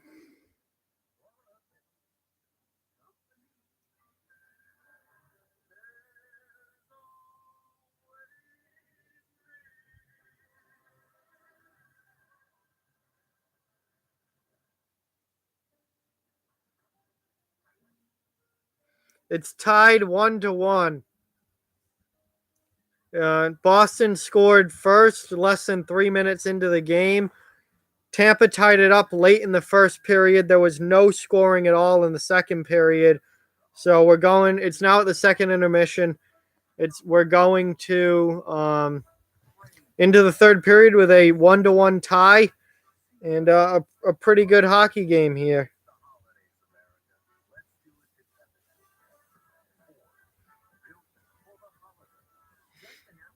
So hopefully the third period gives us some good action. Hopefully some goal scoring. And one of these teams are going to walk out of here with 2 points.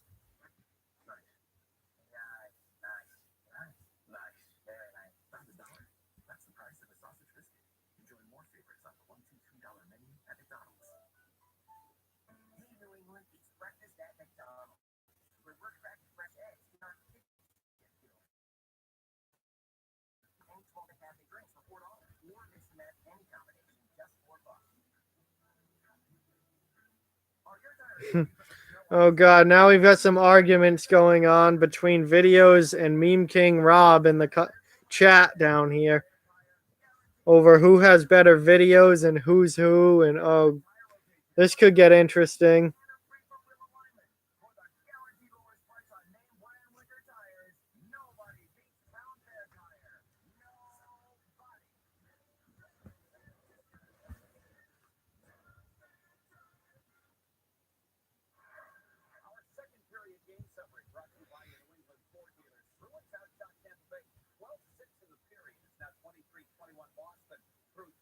Tampa Bay with the lead in scoring chances 10-9. After the period, Jake DeBrusk spoke to Alex Kramer. Tampa is a very hard-charging team, like a very mobile and active decor. How do you guys just continue to counteract that in this final 20? Yeah, I think through layers of the system that we play, we try to limit as much as of that as we can. Also being aware in the defensive zone. I think our D-men doing a great job right now of moving pucks. And like you said, they're a fast, high-flying team. They played in the playoffs last year, so we're a little bit used to the way they play, I guess, in a way. But once you play against them the first game, it's a little bit of a different animal. We're just Interesting chat going on right now. We've got like 2 or 3 different combinations going on at the same time.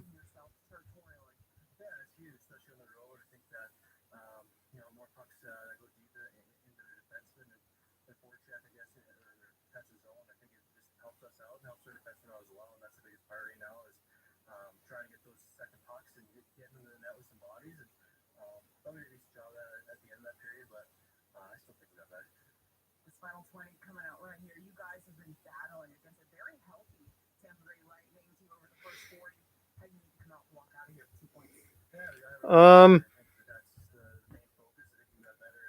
I did a video on that when it happened. I don't remember what I said in that video.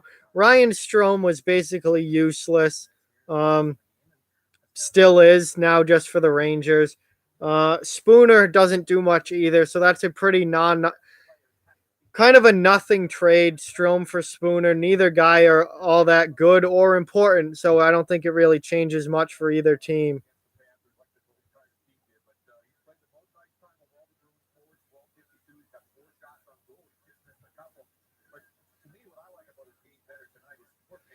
I have to watch it first, dude. I'll give it a watch and then see if I can do a reaction to it.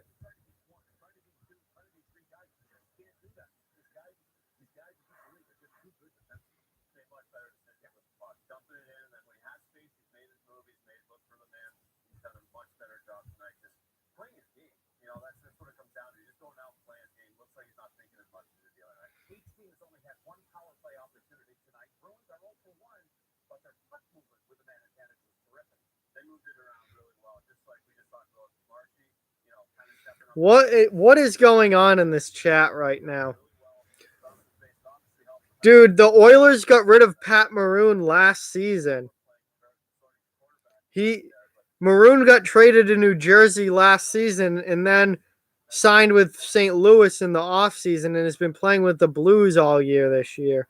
Maroon hasn't been on the Oilers in a while.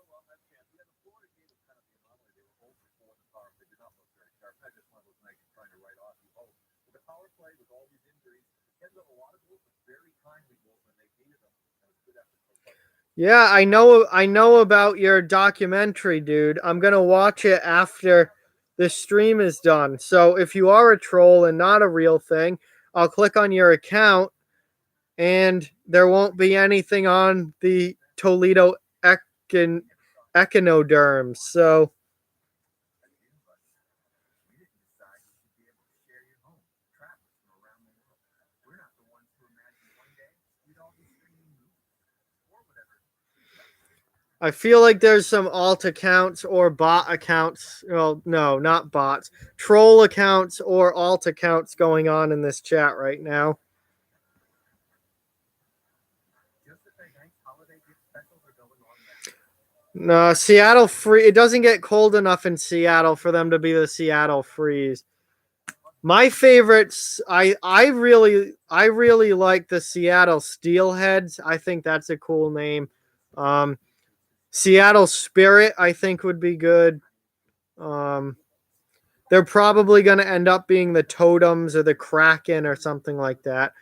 Seattle's a tough city to come up with a name for. Like Vegas was easy. You obviously had to have night in it because of like Vegas Knights. And then they made it the Golden Knights, which is cool. And I love Vegas's name. But Vegas was an easy city to come up with a team name for. Seattle is not. So there's nothing that really stands out as spectacular for a team name in Seattle. But there's definitely some that they're leaning towards more than others, is name wise.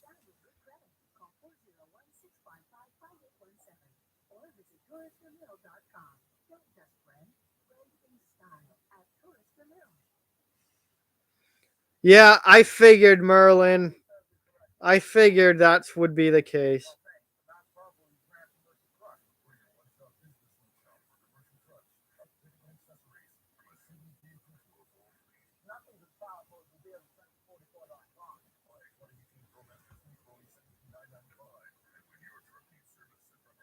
Yeah. No, I knew what you meant. I knew what you meant, Merlin. I didn't think you meant 300 seconds. I knew you meant 30 to 45.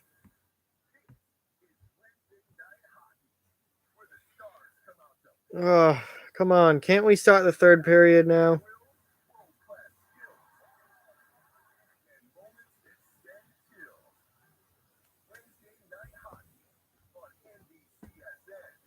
Speaking of sports, bet on it. Sportsbook Rhode Island is now open at Twin River and Tiverton Casino Hotel, New England's only place for sports betting. Visit sportsbetri.com for more details. This Need to Know update presented by People's United Bank. Major Evolve is to stay. Well, I've never heard of them videos for people, so I'm really looking forward to watching it then. There is no update every month by People's United Bank, where the technology is as helpful as the people. Don't miss a game, especially when the Bruins are on the road, by importing the Nesson Bruins schedule into your favorite desktop, web, or mobile calendar. Yeah, I know. I'll humor him though, Rob. I'll humor him. Out-of-town action brought to you by Ford. Red Wings at least first period. Ugh.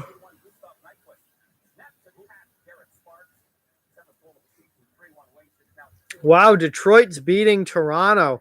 That would be a nice loss for Toronto to get, which would help out the Bruins if they can win this game.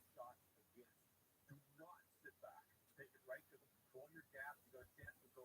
You got a chance to pinch. You have to stay aggressive with this team because if you sit back and create that space and allow them to get in there, you're in trouble. Yeah, get in on their team. We've seen them give away a puck a lot behind their net, not making the right plays out of their zone. Bruce Ford got to get on their team. Way out the pit. That's it for the New England Ford dealer. Second intermission report after the break. Andy Wrigley goes one-on-one with Bruins assistant coach Joe Sattler.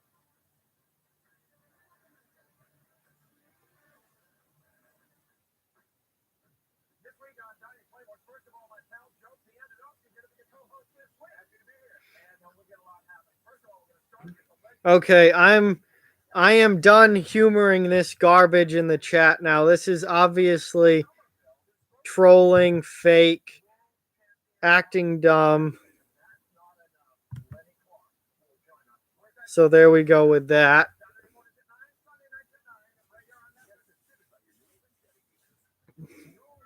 It's funny because I do have the power to do that. I very rarely have to, but if things get stupid or out of control, then I can just do that.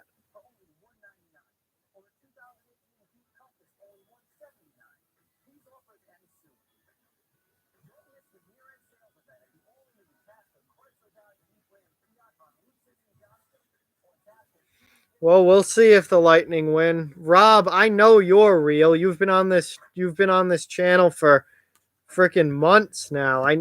I know that you're real.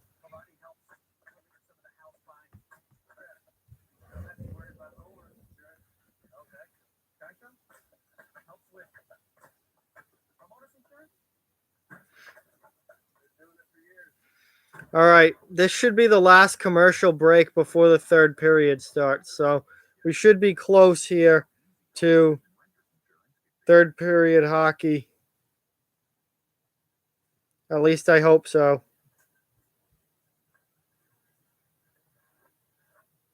Yes, Ethan, I know you're real.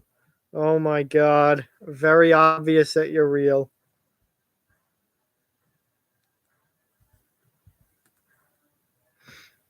Hey, now we got a new Bruins fan in here. Nice, nice. Yeah, Merlin, I know you're real. You're a real person.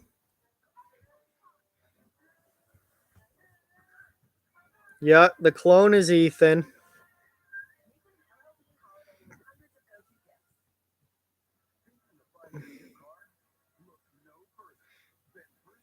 So before we get to third period action here, I just want to say if you're not yet a subscriber to this channel, please hit that subscribe button and follow along.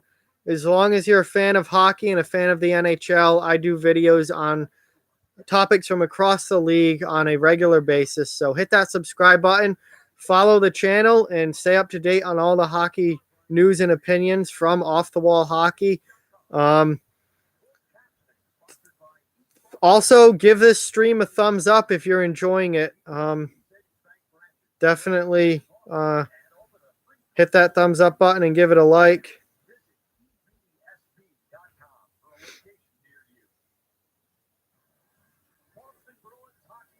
So we are back now for third period action.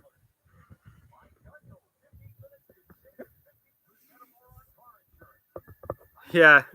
I don't know. Is J. Lou a real person?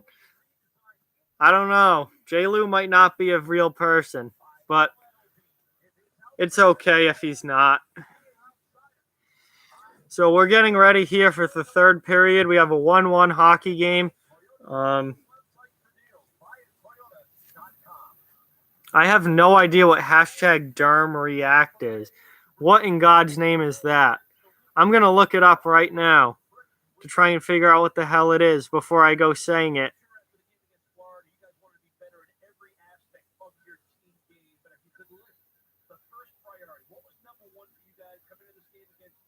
Yeah, he does. I agree with you. He does seem like a robot in real life.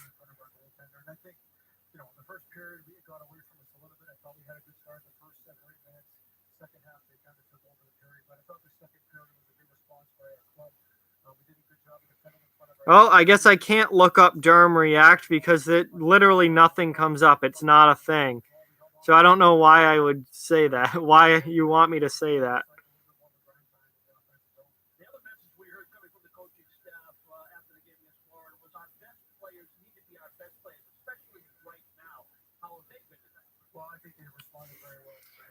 Well, first of all, I have to see the Echinoderm video first. So once I see that video, if it's real, then I will do the Derm React. But I am not going to do it if that video doesn't exist, because that wouldn't be possible. So you better hope that it's real videos for people. And trust me, I can find out very easily if it is or not.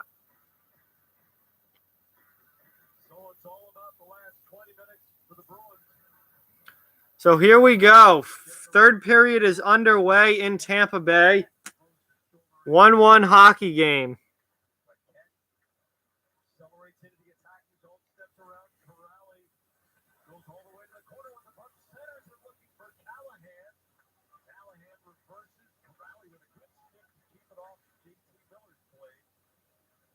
And the Bruins ice it, so Tampa Bay is going to have an early offensive zone faceoff.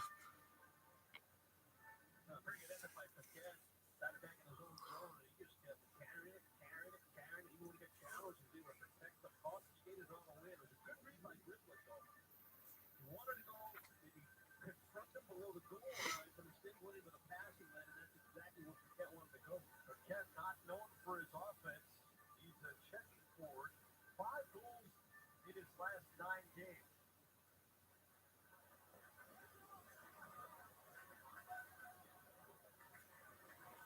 I don't know, that's funny videos for people because when I look up Toledo echinoderms on YouTube, nothing comes up.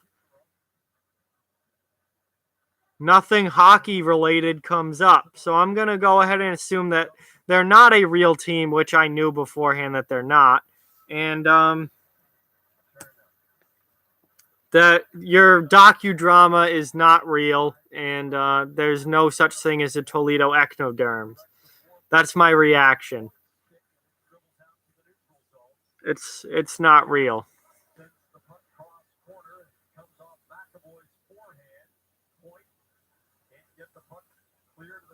So Boston gets the puck out.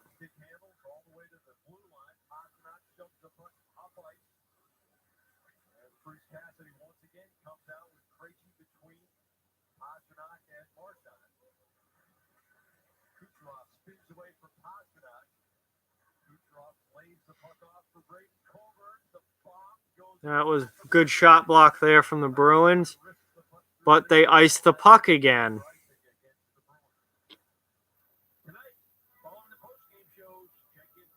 Yeah, I'm with you on that, Merlin.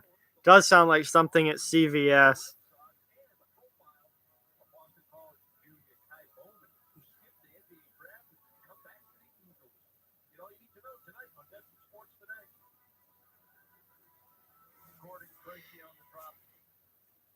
Farewell videos for people.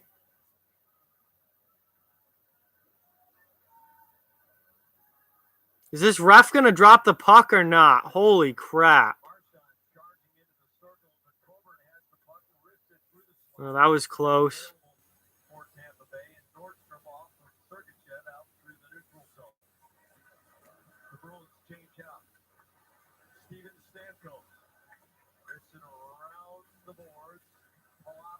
See you, Merlin. Thanks for watching. I appreciate it and hope to catch you at the next one. Good save there, or deflection or save. I don't know who deflected that, if it was a goalie or not, but Stamkos had a good shot, and it did not end up in the goal. So good for Boston there.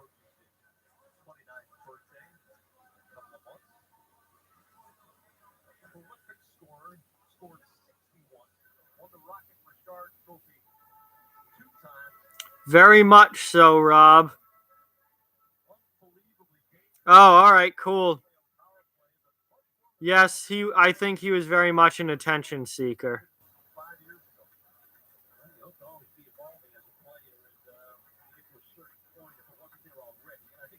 All right, sweet. Thanks, Merlin.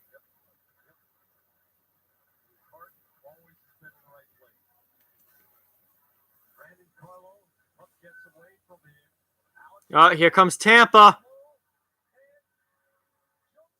And Matthew Joseph scores. It's 2-1 Tampa Bay. That is not what the Bruins needed. That probably ends the Bruins' chances of getting a point out of this game. They needed to score the next goal, and they could not do it. Carlo just turns the puck over.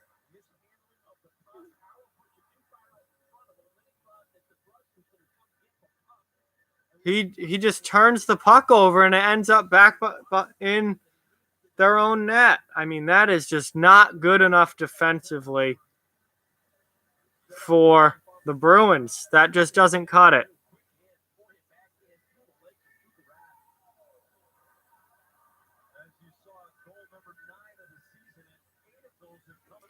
What? I have no idea what the play was. All I remember is Abraham Lincoln got shot. I don't know what play he was watching.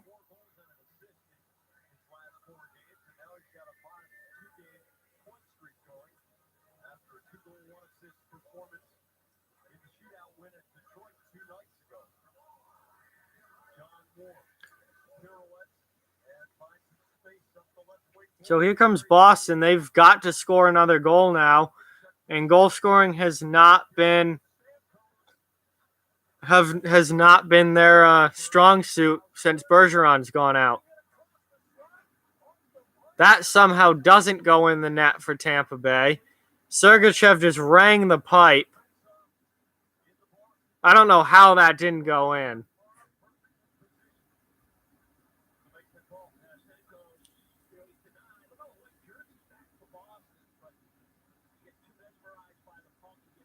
Wow. Post and out. That was that close to being a 3-1 game. But yeah, Boston has not been nearly as good in this third period as they were in the second. They're starting to struggle here. And Tampa's starting to play a lot better.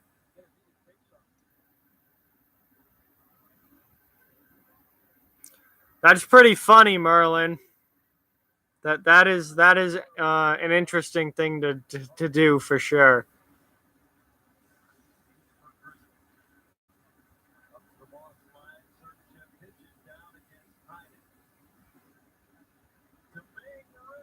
And that's a penalty.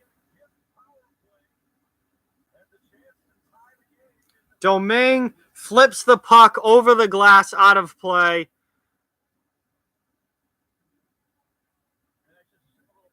And that is a delay of game penalty on the Lightning. So Boston's getting a power play chance here, down 2-1. They need a goal bad. This would be a huge time to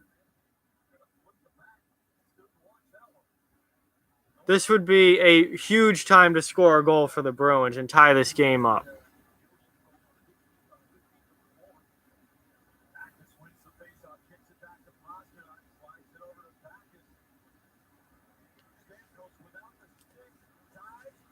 And here comes Tampa Bay shorthanded on a breakaway and a goal, and it's 3-1 Lightning, and this game is over. Wow, that is embarrassing if you're the Boston Bruins.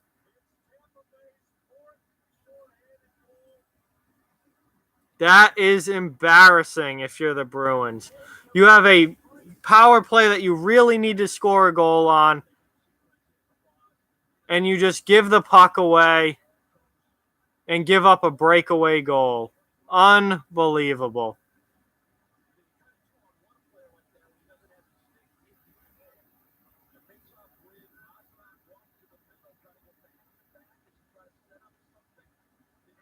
What a joke. Just, I'll tell you, Patrice Bergeron needs to come back for this team really, really soon because they are in big trouble without him. Either that or they need to make a trade. Pastrnak can't get the pass through, and now Tampa easily clears it. I would say Tampa Bay is probably the favorite for the Cup right now. I definitely think Tampa has a solid chance of winning it. They're the best overall team.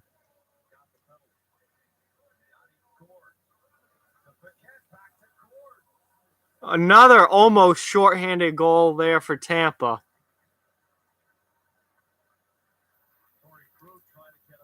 No, I'll tell you right now that the Toronto Maple Leafs are not going to win the Stanley Cup this year.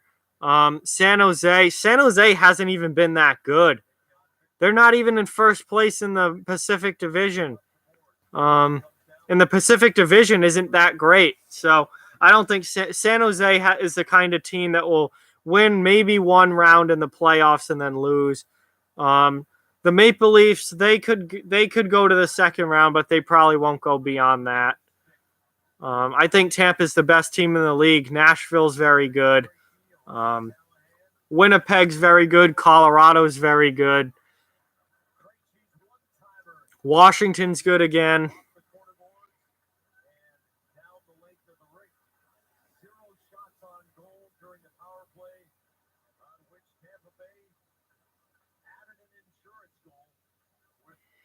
I think Pittsburgh turns it around enough to make the playoffs, but I don't think they win the division. No, Pittsburgh's not good enough this year to win the division.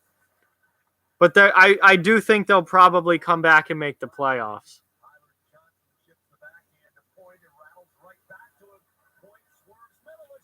That was almost another goal for Tampa Bay as Braden Point just missed the net. Now here comes Boston. And a save by Domingue. No, Tampa Bay definitely could choke again, but I think right now they look like the best team. Nashville's going to win the West. Lightning's going to win the East. Nashville's going to win the West.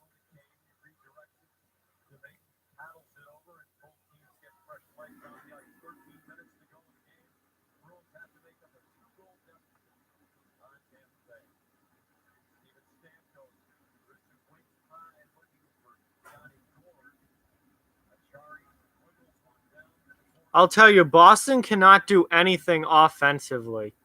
They have no offense whatsoever. Like, they can dump the puck in, and that's it. They have no sustained offense. They have no ability to make nice passing plays. No snipers that can shoot well. They have no offense.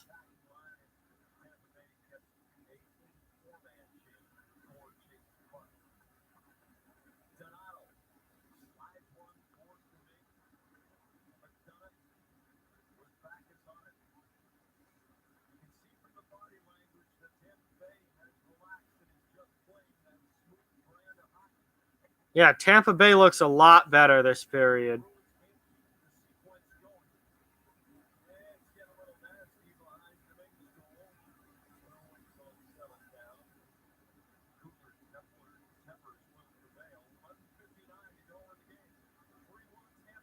And now we're going to commercial.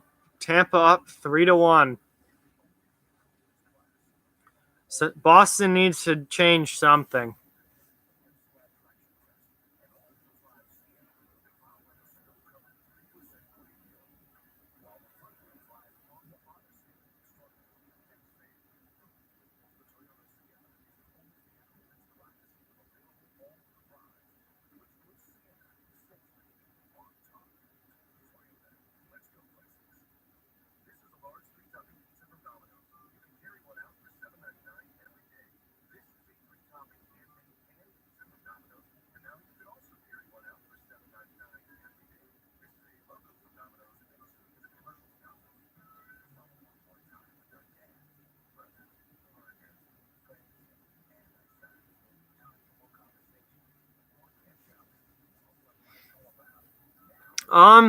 I definitely think that Carolina does have a chance to sneak into a play. Yeah, I would say more likely than not.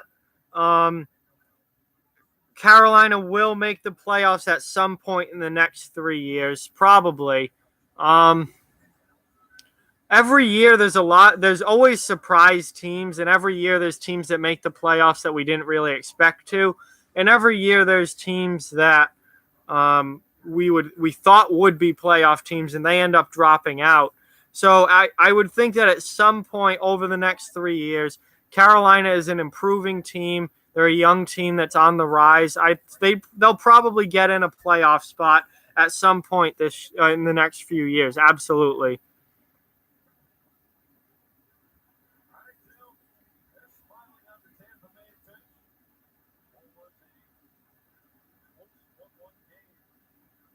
That would be nuts if Buffalo won. That would be absolutely insane. It would take quite the run for that to happen. And see ya, Ethan. Good night. Thanks for watching. Appreciate it. And hope to catch you at the next one. And there's another save by Domingue. A pretty easy glove save.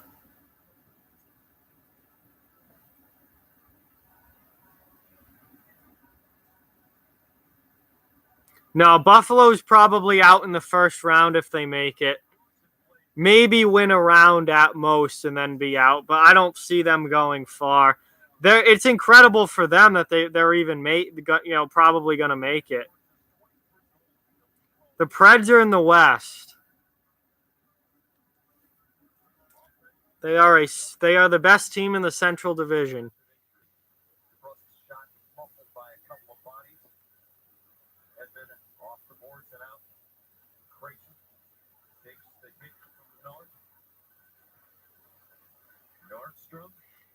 So here's Boston not able to do anything in the offensive zone yet again. That's become a common occurrence over the last couple weeks for this team.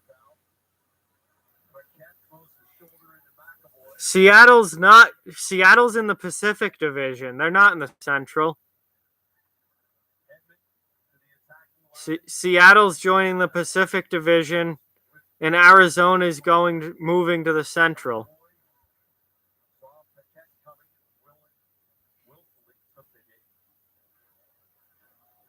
Redirects the puck to the corner. The Bruins need some energy, and they need some chance. Brayden Coburn with the huge strides gives the key to Kucherov. Wow, Philly lost in overtime to Columbus, so they only got 1 point out of that game. Philly's a team that really can't afford many more losses. They need to start winning and start winning now. So not the outcome that they were hoping for with the Flyers. Sergachev off the corner boards. Johnson locks down on Grizzly, so he can't play the puck. Randy Carlo or Zachary Carlson, and now Donato tries to go around Sergachev and left his stick out near the blue line. Moore dancing through the corner against Sergachev. Point flips to Kucherov, and he bounces one all the way in toward Rack. Steven Camper flicking past the midpoint of the third period. So here comes Boston now into the zone. And Tampa Bay quickly exits the zone. Boston has not been able to get anything going at all this period.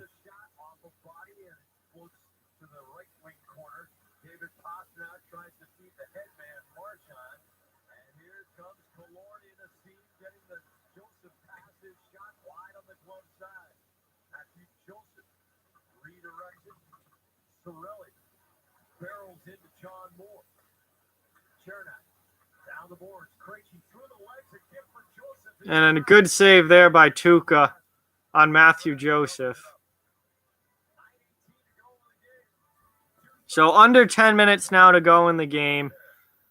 Still 3-1 Tampa Bay, and it's not looking good for the Bruins tonight. This is looking like another regulation loss. This will be their third in a row. So Boston's got to get it together and get it together quick, or they're going to find themselves dropping in the standings.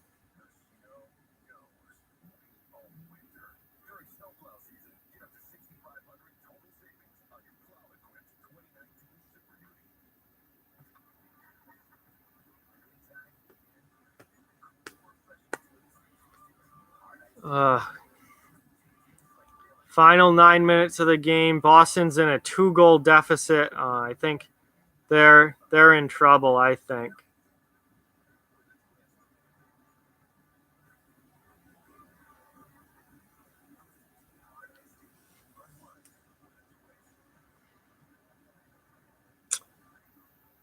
Yes, obviously, Boston's my team.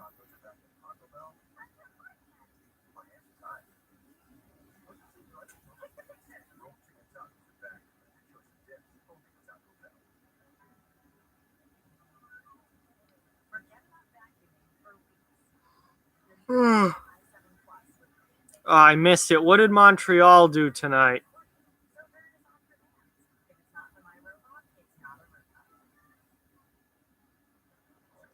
Because Montreal's right behind Boston in the standings. So what Montreal did tonight is kind of important.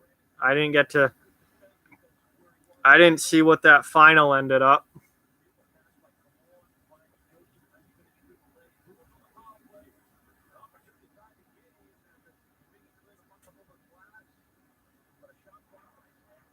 No, it's fine. I figured that would be something that you would know. But yeah, Boston's my team. Pasternak and Marchand each had 4 shots on goal during this game. So Boston needs 2 goals in the final 9 minutes of this.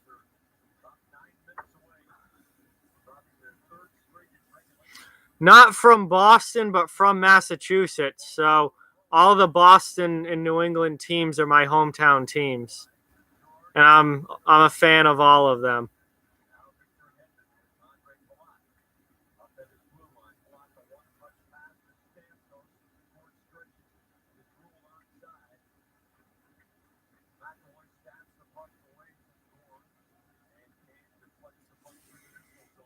The clock is ticking. Tampa seems very content with just controlling the puck here. Not necessarily going for more offense, but just bleeding the clock down, controlling the puck, and stopping Boston from getting any good scoring chances. To be honest, I don't know. I think if the Patriots were to win the Super Bowl this year, I think him and Belichick could literally just retire at the end as soon as the game was over. That wouldn't surprise me at all. I think at most maybe another 2 or 3 seasons, and then he'll retire. This probably won't be it if they don't win it this year. But probably only another year, 2, maybe 3, and he'll be done. It is 3-1. 3-1 Tampa Bay.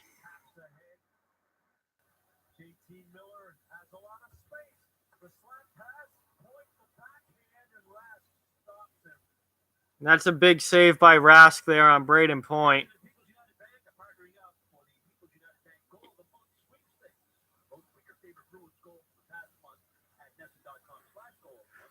Yeah, Boston not good in the third period. Really not good in the third. My night is pretty good. How's yours, Hex Rex?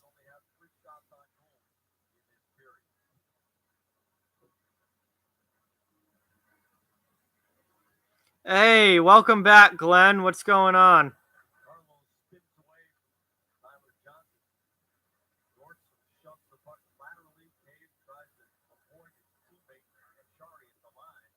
Oh, God. That sucks.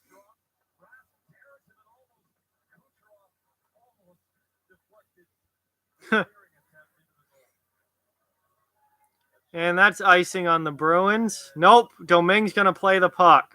Again, Tampa Bay, I think, just wants this clock running, which is smart. Hey, sounds good, Glenn. Nice.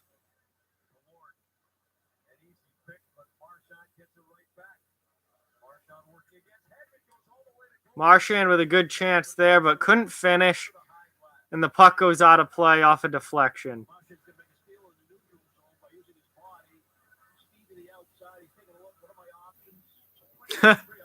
Well, you have fun with that, Rex. You have fun.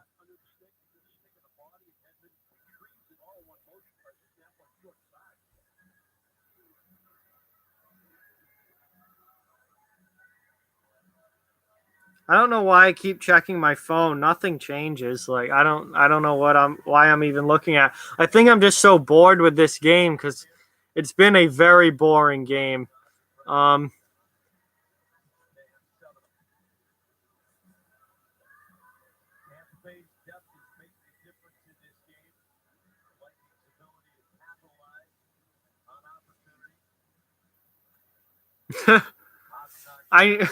I know what you're trying to get me to say, Rob. I'm not going to say it.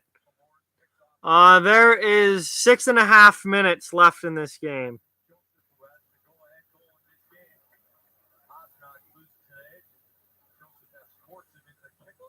I think they're both huge douches, Glenn.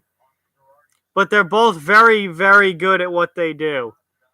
They're douches for a reason, and they're douches on purpose.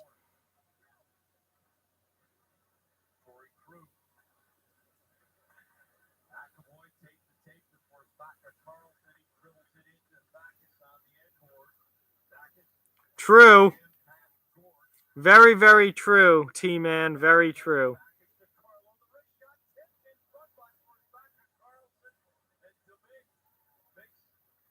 Probably his most difficult save of the night. And I'll start with a chip and chase again. Here King lays it in. Knows Backman's going to get there first. Boston's needed a goal all period, and they have not been able to get it.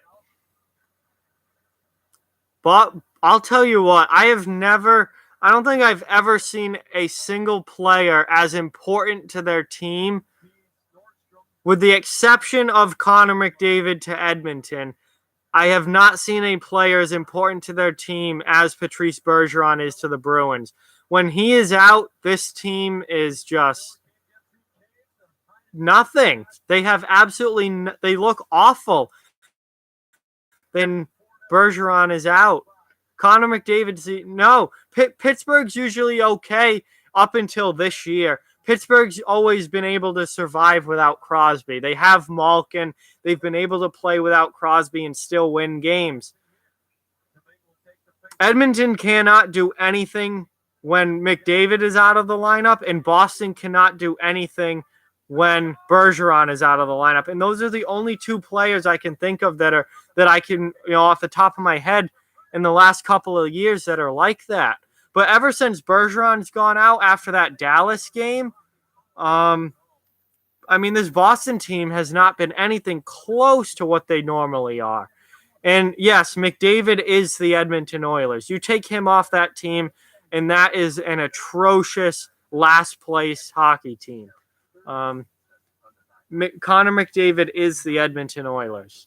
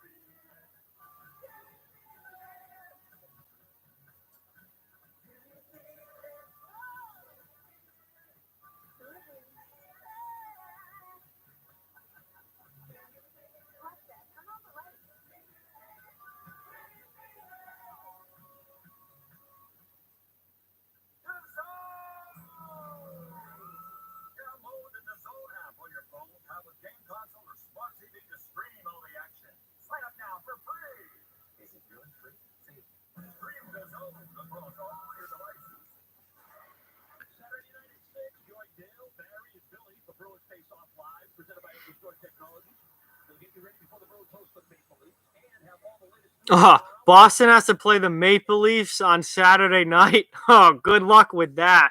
That ought to be a 6-1 game. Oh my God. This is Tampa Bay, Boston.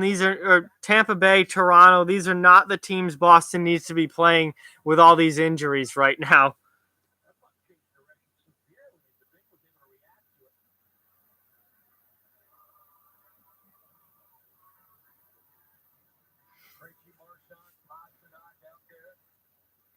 There is 4.5 minutes left in this game.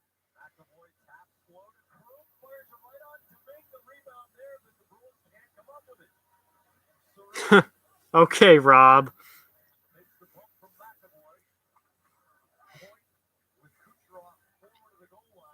And there's a save by Rask. He's trying to keep the puck moving, but it almost turns into a turnover and eventually does, as Boston gives the puck right away to Tampa Bay.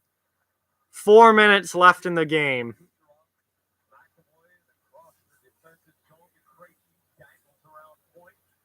And another turnover. Oh my God.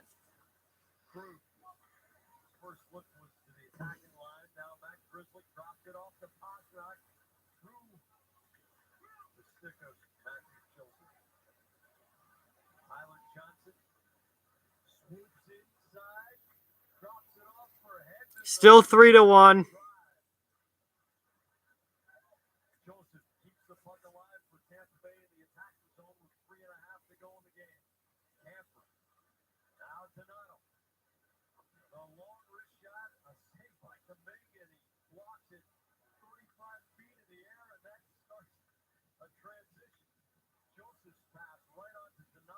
No, net's not empty yet. I don't know who's dirtier. Marchand's pretty dirty. Wilson just makes bad hits, but isn't like not doing a lot of cheap, nasty stuff. Wilson 10 years ago would have been fine. He's just making old school hits in a time when you're not allowed to make old school hits anymore. Marchand, what he does is usually like downright dirty, like spearing, slew footing, throwing elbows. Like he's dirty.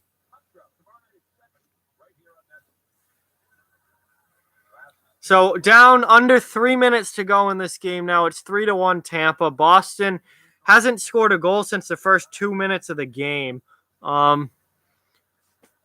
Boston downright has zero offense right now. Taking Patrice Bergeron out of this lineup absolutely kills this lineup, and they're not getting anything from their secondary scorers. Boston has no chance anymore to win this game. They're going to get blown out on Saturday by Toronto. They need to make a trade because Bergeron is not, return isn't imminent.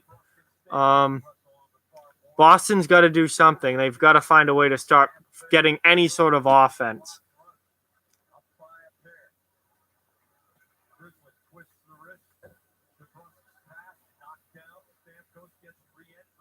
Oh, Glenn, that's awesome. That is absolutely awesome. I will definitely email you. I am without a doubt interested in those. Thank you very much. That means a lot to me.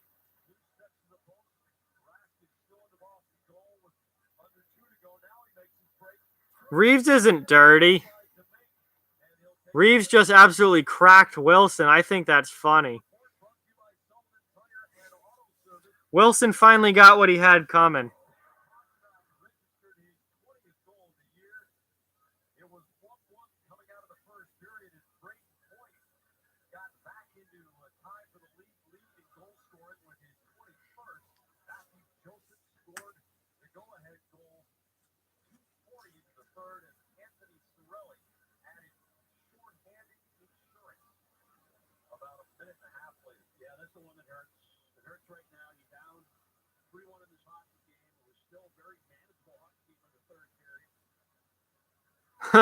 I don't think Boston's gonna. Well, no. Actually, Tyler Seguin just signed a long-term extension in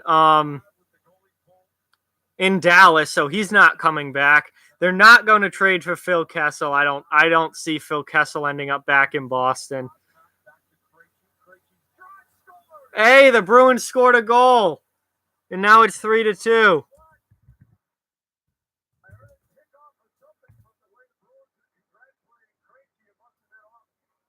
The best goal scorer in the NHL, I think, is still Alex Ovechkin.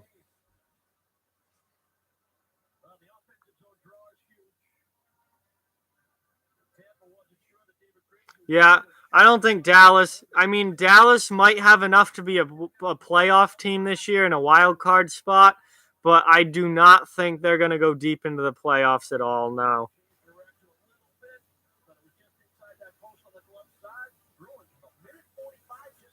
No, I still think Alex Ovechkin's the best pure goal scorer in the NHL. He's not old yet, and he's still scoring at an insane pace.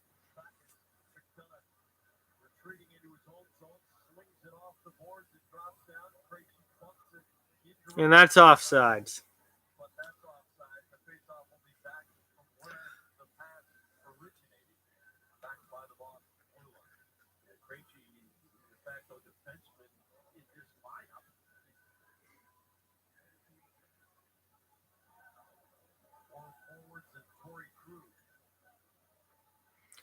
Gray hair or not, he's still going to score 40 goals this year, maybe even get to 50 depending on how the season goes. So I would still put my money on Ovechkin. I think Kucherov and Laine are definitely close behind him. Matthews is up there as well, but Matthews struggles to stay healthy. But he's an extremely good goal scorer as well. But my money's still on Ovechkin. I grew up watching him, and he's just unreal at putting the puck in the net. So Boston's empty again. We're in the final minute of the game. They need another goal to tie it. And they give the puck away. But then fight to get it back, and do get it back. And that's an easy save for Domingue. Not enough traffic in front, not even close. So 29.6 seconds left. Offensive zone faceoff for Boston. Empty net. Tampa, all they have to do is win this faceoff, and they pretty much end the game. And Boston takes a timeout. So let's prolong things even longer.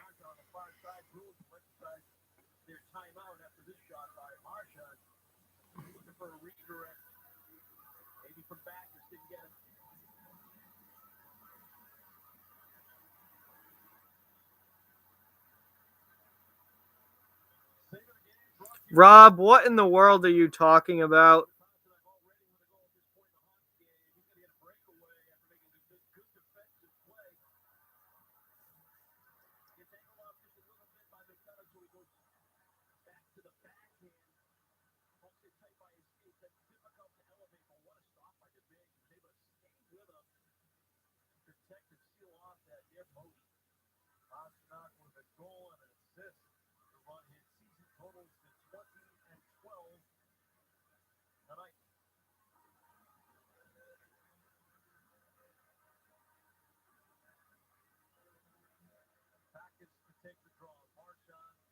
Oof.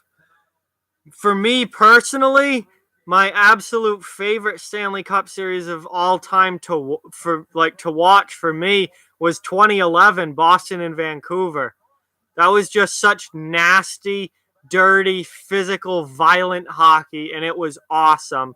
I wish hockey was still that way, because that was such a fun series to watch. And the Bruins won, so of course I was a huge fan of that. That was my absolute favorite series without a doubt. Tampa just won this game, 3-2. Another loss for the Bruins. 3-2. Tampa wins. Am I really that Canadian at heart?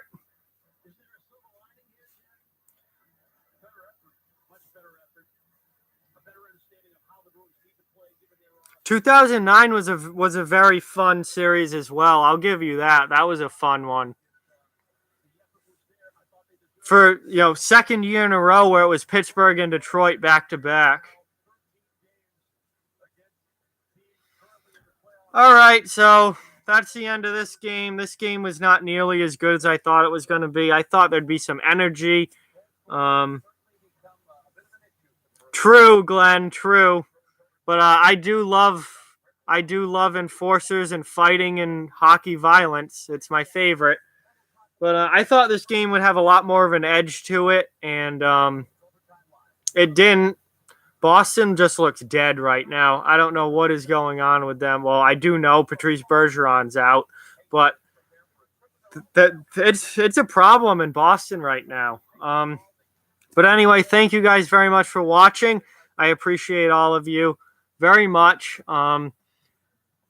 Most of you are already subscribers, but if you're not, hit that subscribe button. Make sure you give this stream a thumbs up. Give it the old like. Thank you guys so much for watching. I hope to catch you at the next one. And I'm not sure when the next one will be. I am cutting down on streams a little bit. Probably going to do every other week rather than every week from now on. At least until we get deeper, towards the end of the season and into the playoffs. Then they'll probably become more frequent again. But for these regular season games, and honestly, most of these games have been boring as hell. So it's not really worth it for me to put in the time and effort to stream, every week. With that, I will talk to you guys very soon. I'll have videos coming out either tomorrow or the day after. So thank you guys again for watching. I'm going to end the stream now and talk to you guys soon.